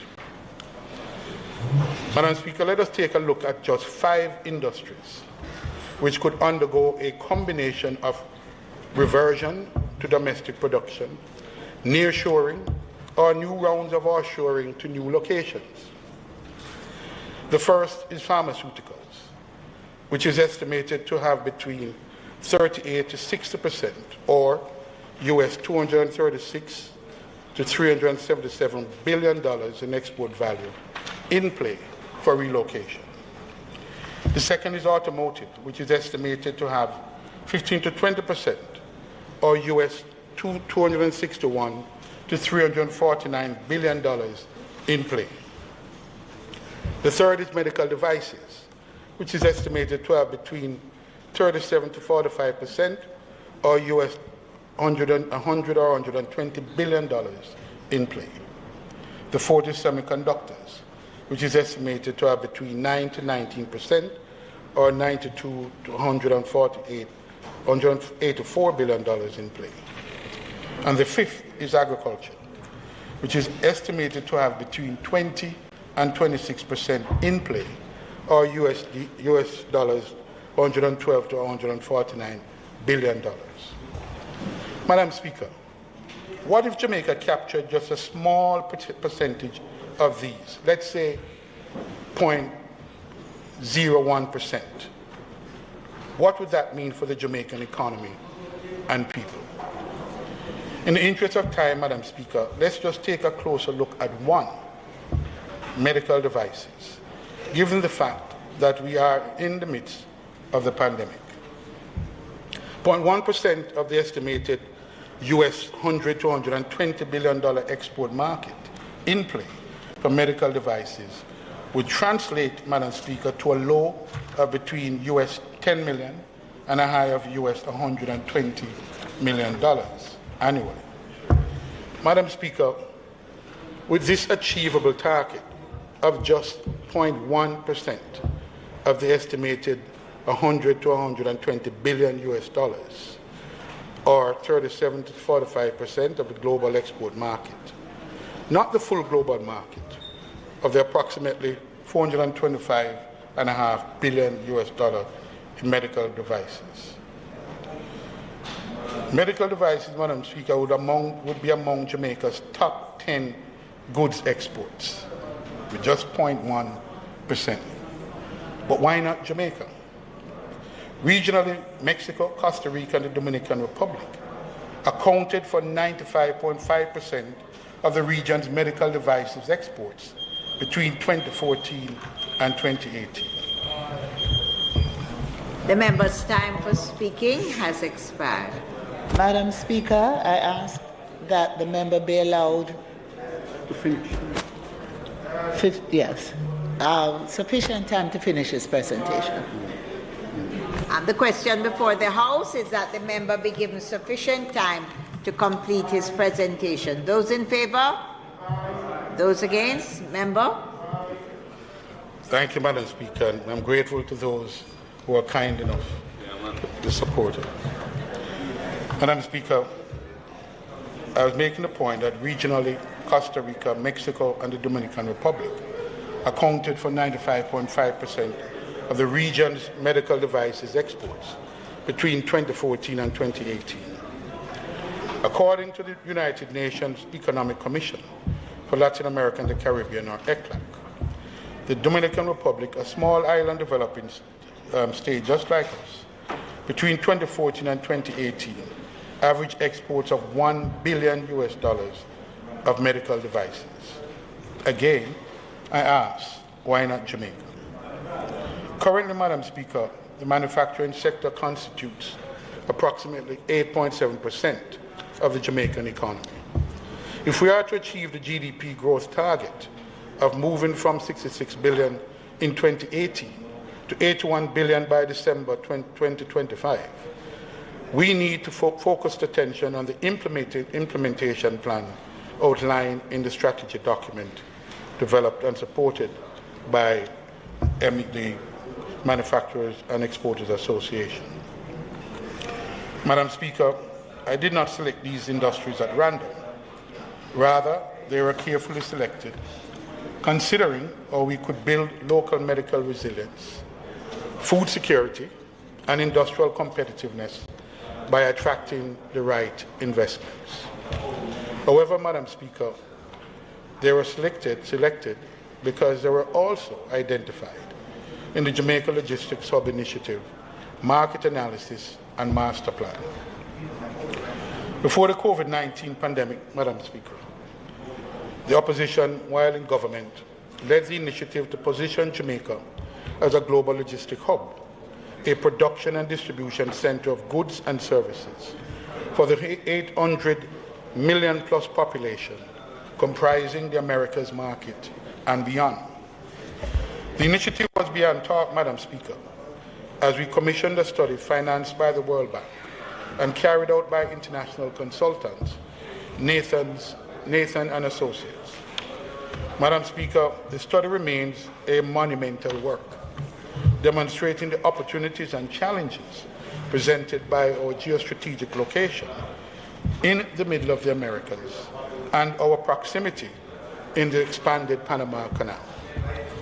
It also confirms the opportunity for Jamaica to play a leading role in global trade, for making the global supply chain and logistics operations more resilient and agile in a post-pandemic world.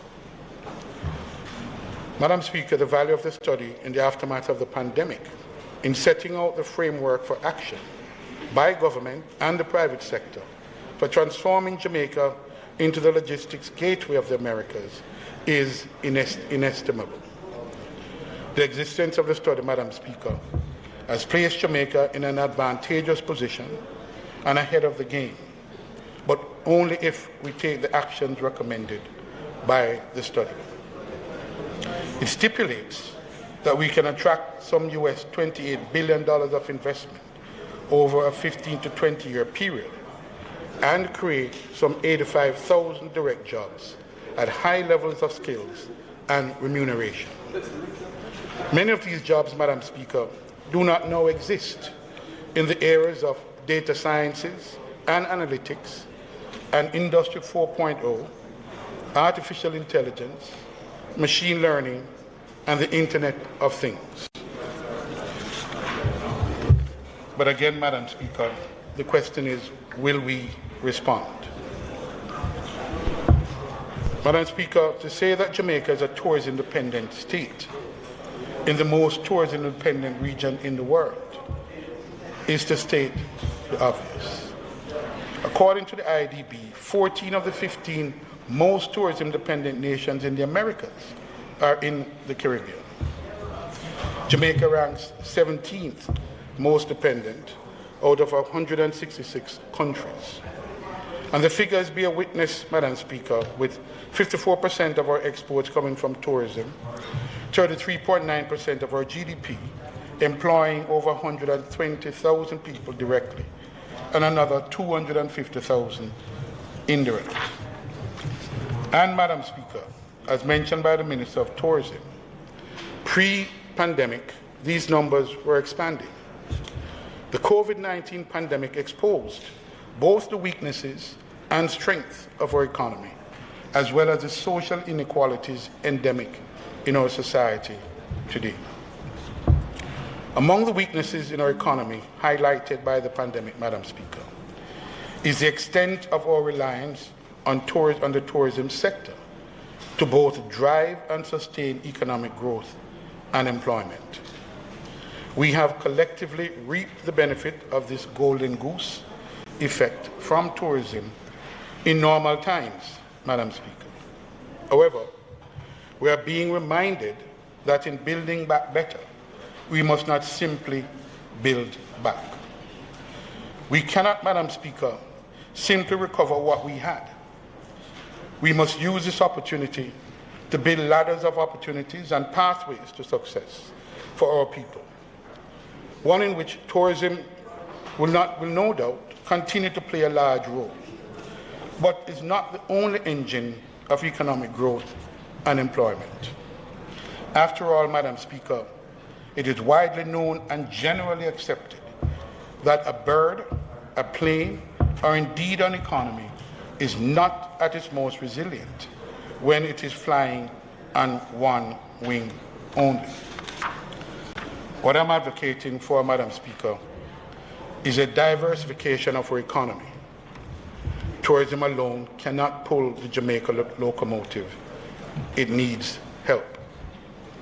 The IMF, Madam Speaker, sounded the alarm earlier this year, showing that small island developing states, which are tourism dependent, are in for a rough road to recovery, as tourism dependent states are likely to be in a deeper and longer recession.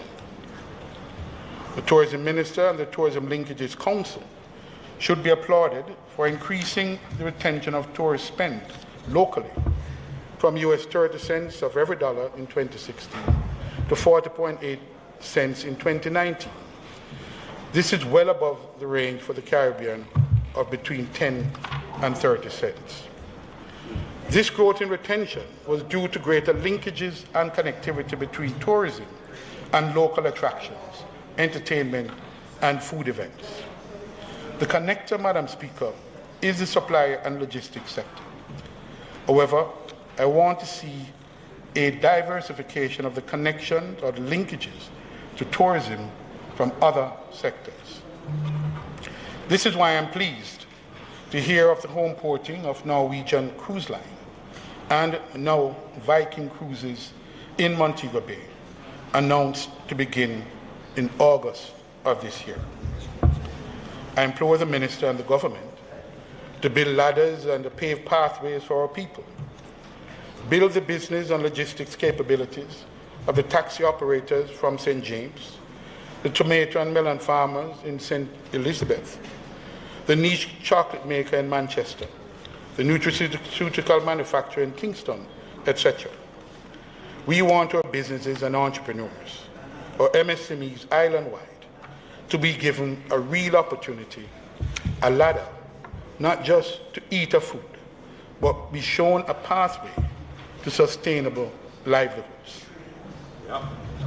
Madam Speaker, as a responsible opposition, our job is not only to critique or criticize the government and find fault or folly.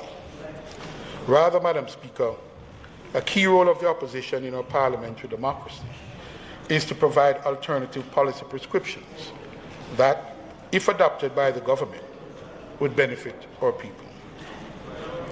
Madam Speaker, if we are to grab this historic opportunity as a nation, which the pandemic has presented us with, we need to address several structural issues that have plagued us and stymied our growth. Madam Speaker, what I'm offering up today is by no means a panacea, the cure-all to fix all the woes of our economy.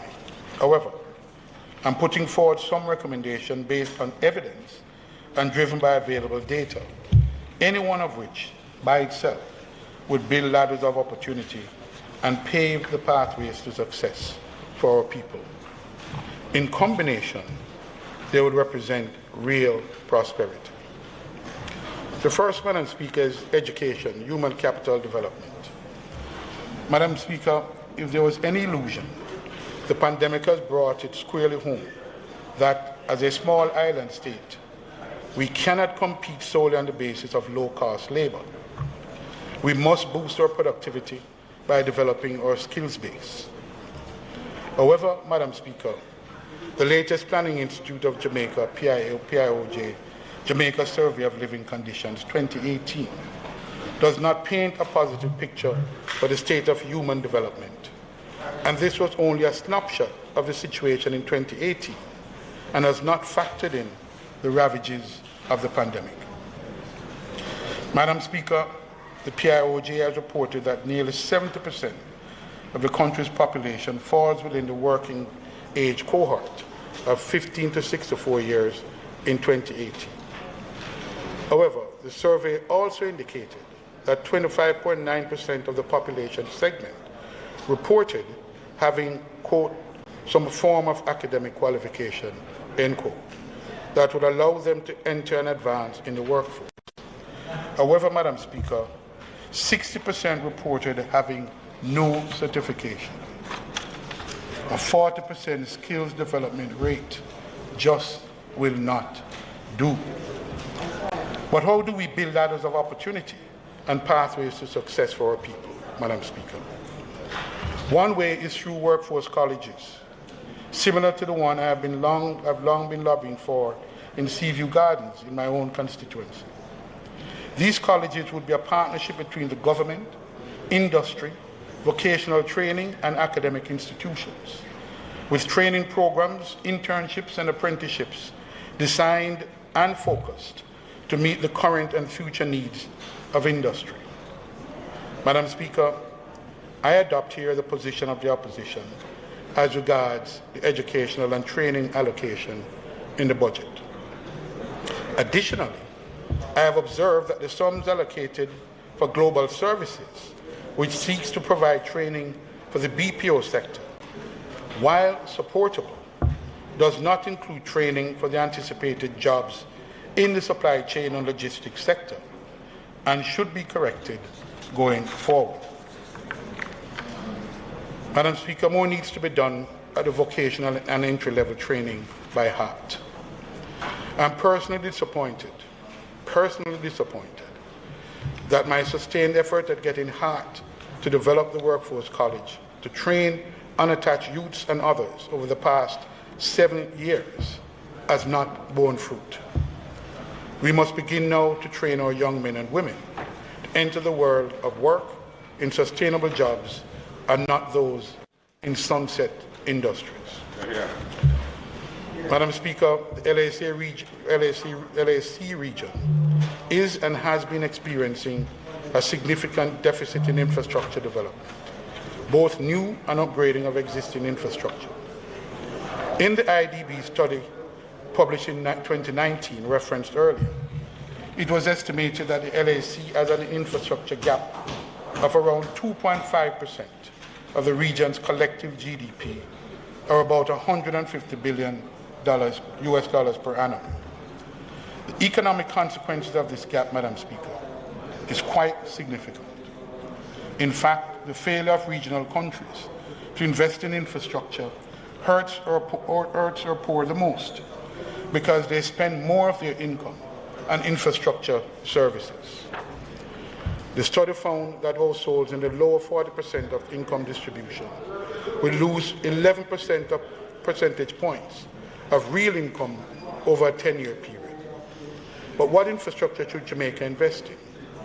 After all, not all infrastructure is created equal, and we are mindful of our fiscal constraints. The answer, Madam Speaker, is infrastructure that enhances national productive capacity. That is to say, infrastructure investments in utilities, that's electricity, gas and water, transport, storage and communication, in other words, key elements of logistics and construction. Madam Speaker, the IDB study goes on to note that investment in the utility sector enhances productivity growth in agriculture, mining and manufacturing, while investments in transport infrastructure are particularly relevant for productivity growth in agriculture and the service sectors. Notably, investment in construction are relevant for productivity growth in all economic sectors. However, Madam Speaker, filling this infrastructure gap has come at a time when global foreign direct investment fell by 42% to an estimated $859 billion from $1.5 trillion in 2019, according to the UNCTAD study, largely due to the effect of the pandemic. This reduction in FDI is all the more troubling. In 2020, investments declined by 35% in 2020 to $547 billion. In the case of this region, the LAC region, FDI declined by 37% to an estimated $101 billion.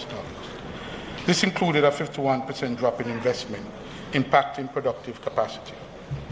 But how do we build ladders of opportunity and pathways to success, Madam Speaker? We need to focus on improving our logistic infrastructure in road, rail, port, airport, digital and special economic zones.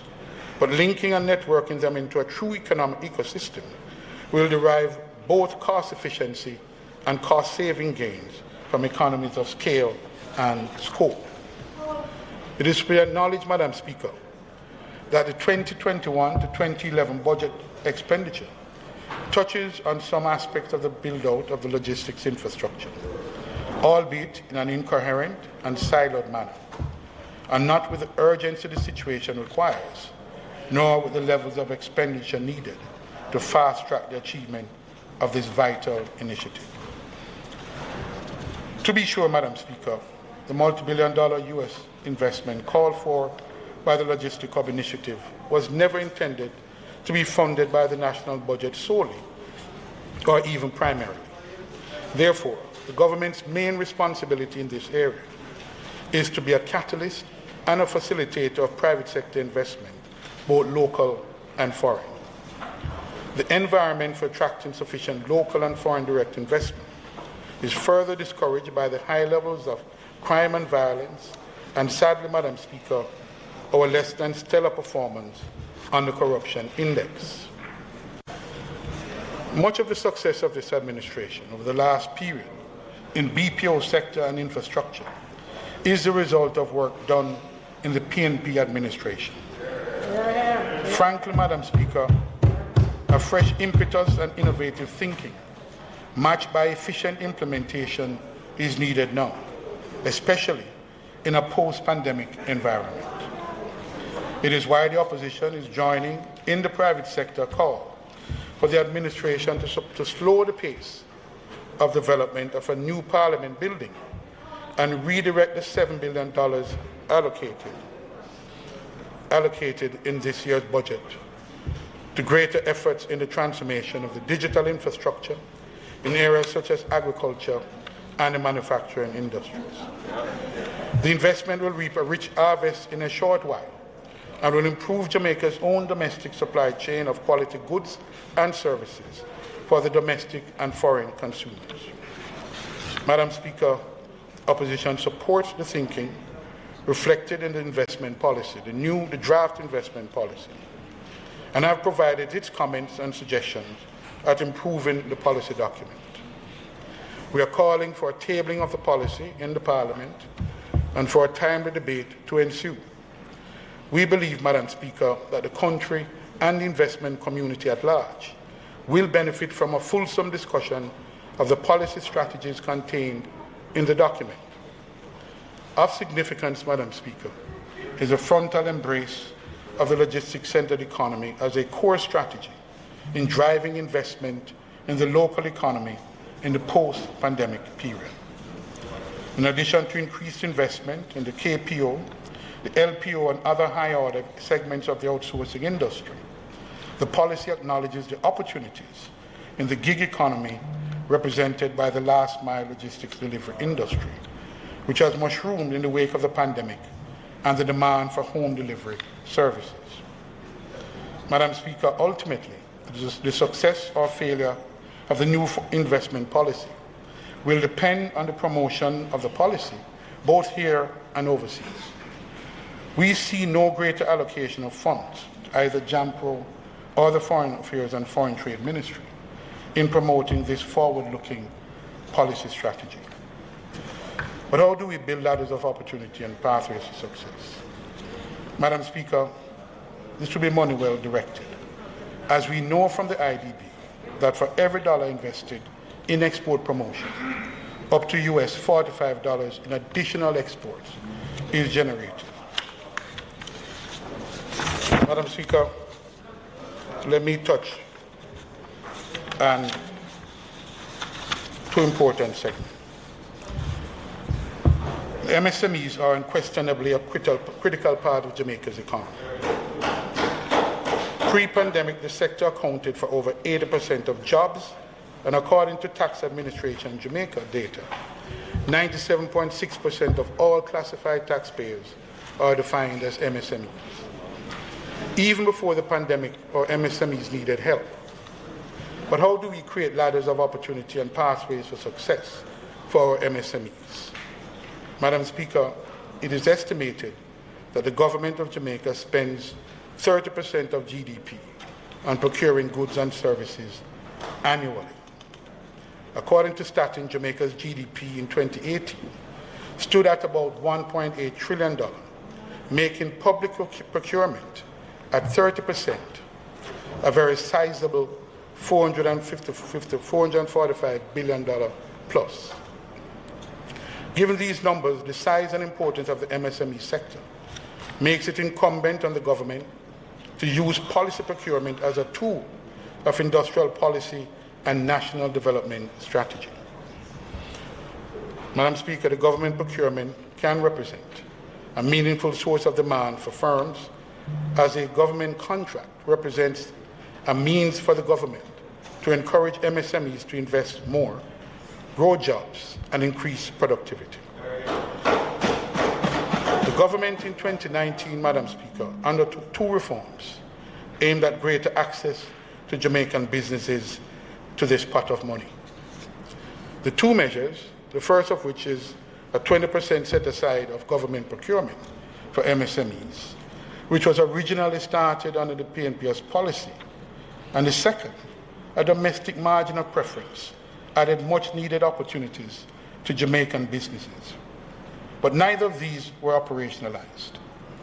MSMEs need funding support, Madam Speaker.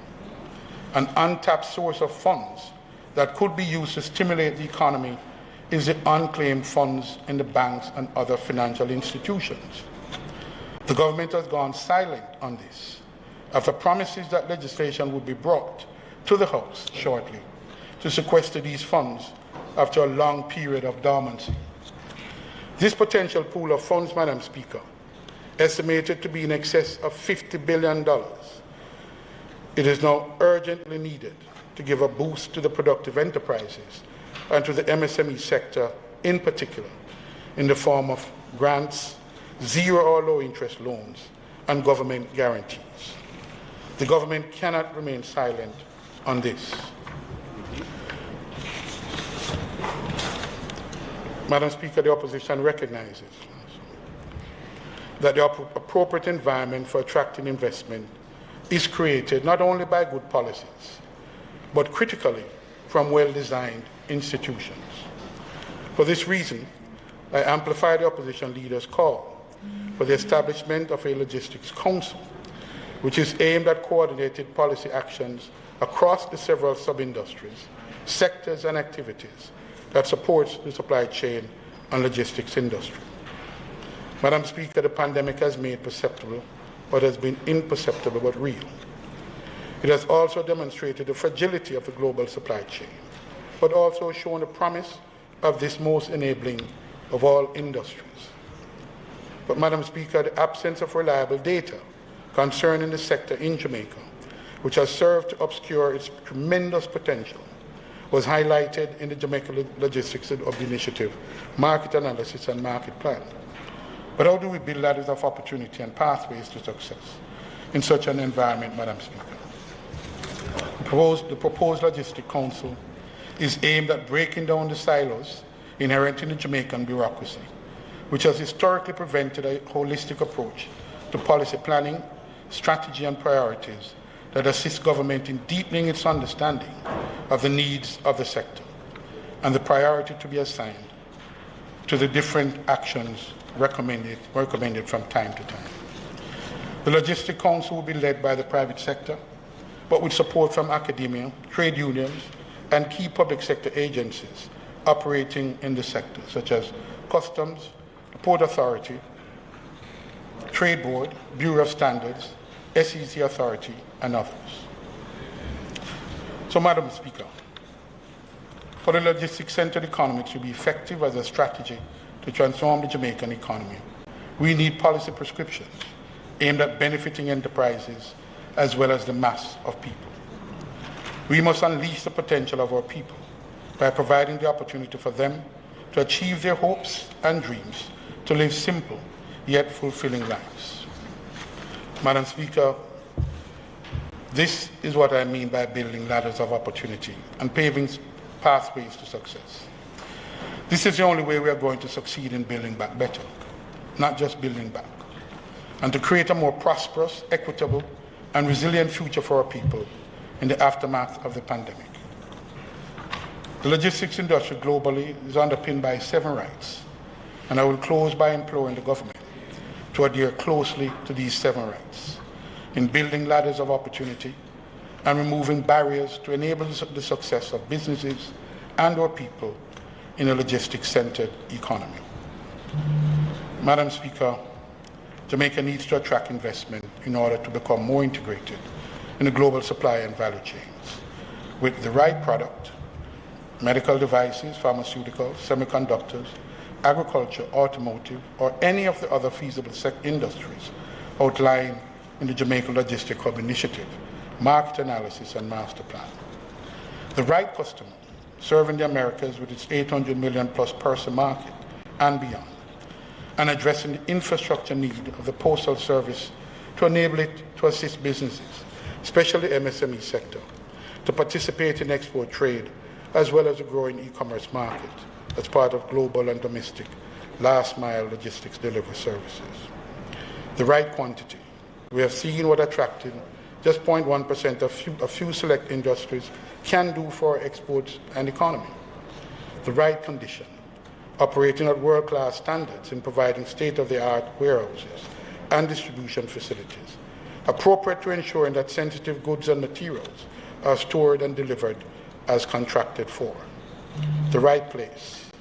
Jamaica's geostrategic location, together with modern infrastructure and highway, communication and port networks, assure connectivity to global and local markets at competitive rates. Access to an English-speaking and trainable workforce provides advantages to foreign investments engaged in cross-border trade. And the right costs, by addressing our structural constraints, such as customs reforms, can significantly lower the landed cost of freight to and from Jamaica and improve the ease and speed of doing business. And lastly, Madam Speaker, the right time. Madam Speaker, the time is now. May God bless Jamaica, land we love.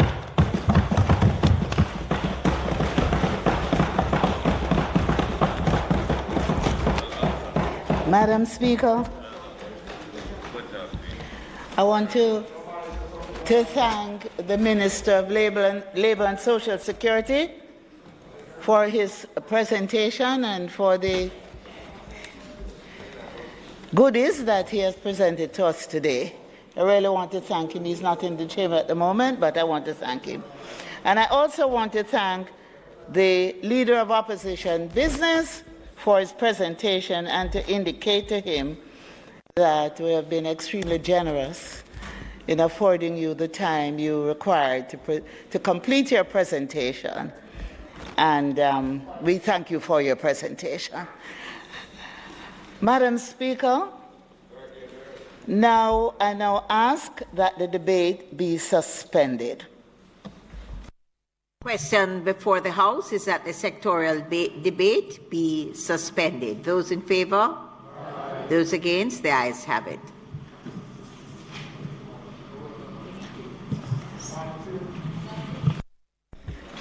Thank you, Madam Speaker. Madam Speaker, there being no further business for today, I ask that the House be adjourned until tomorrow, Wednesday, April 28th at 2 p.m. Our sectoral debate will continue with contributions from the Honorable Favour Williams, Minister of Education, Youth and Information, and from Mrs. Marlene Malahoo Fort, our Attorney General. Madam Speaker, thank you. The question before the House is that the House be adjourned until the continuation of the sectoral debate tomorrow, Wednesday, the 28th of April. Those in favour? Those against? The ayes have it. This House is now adjourned.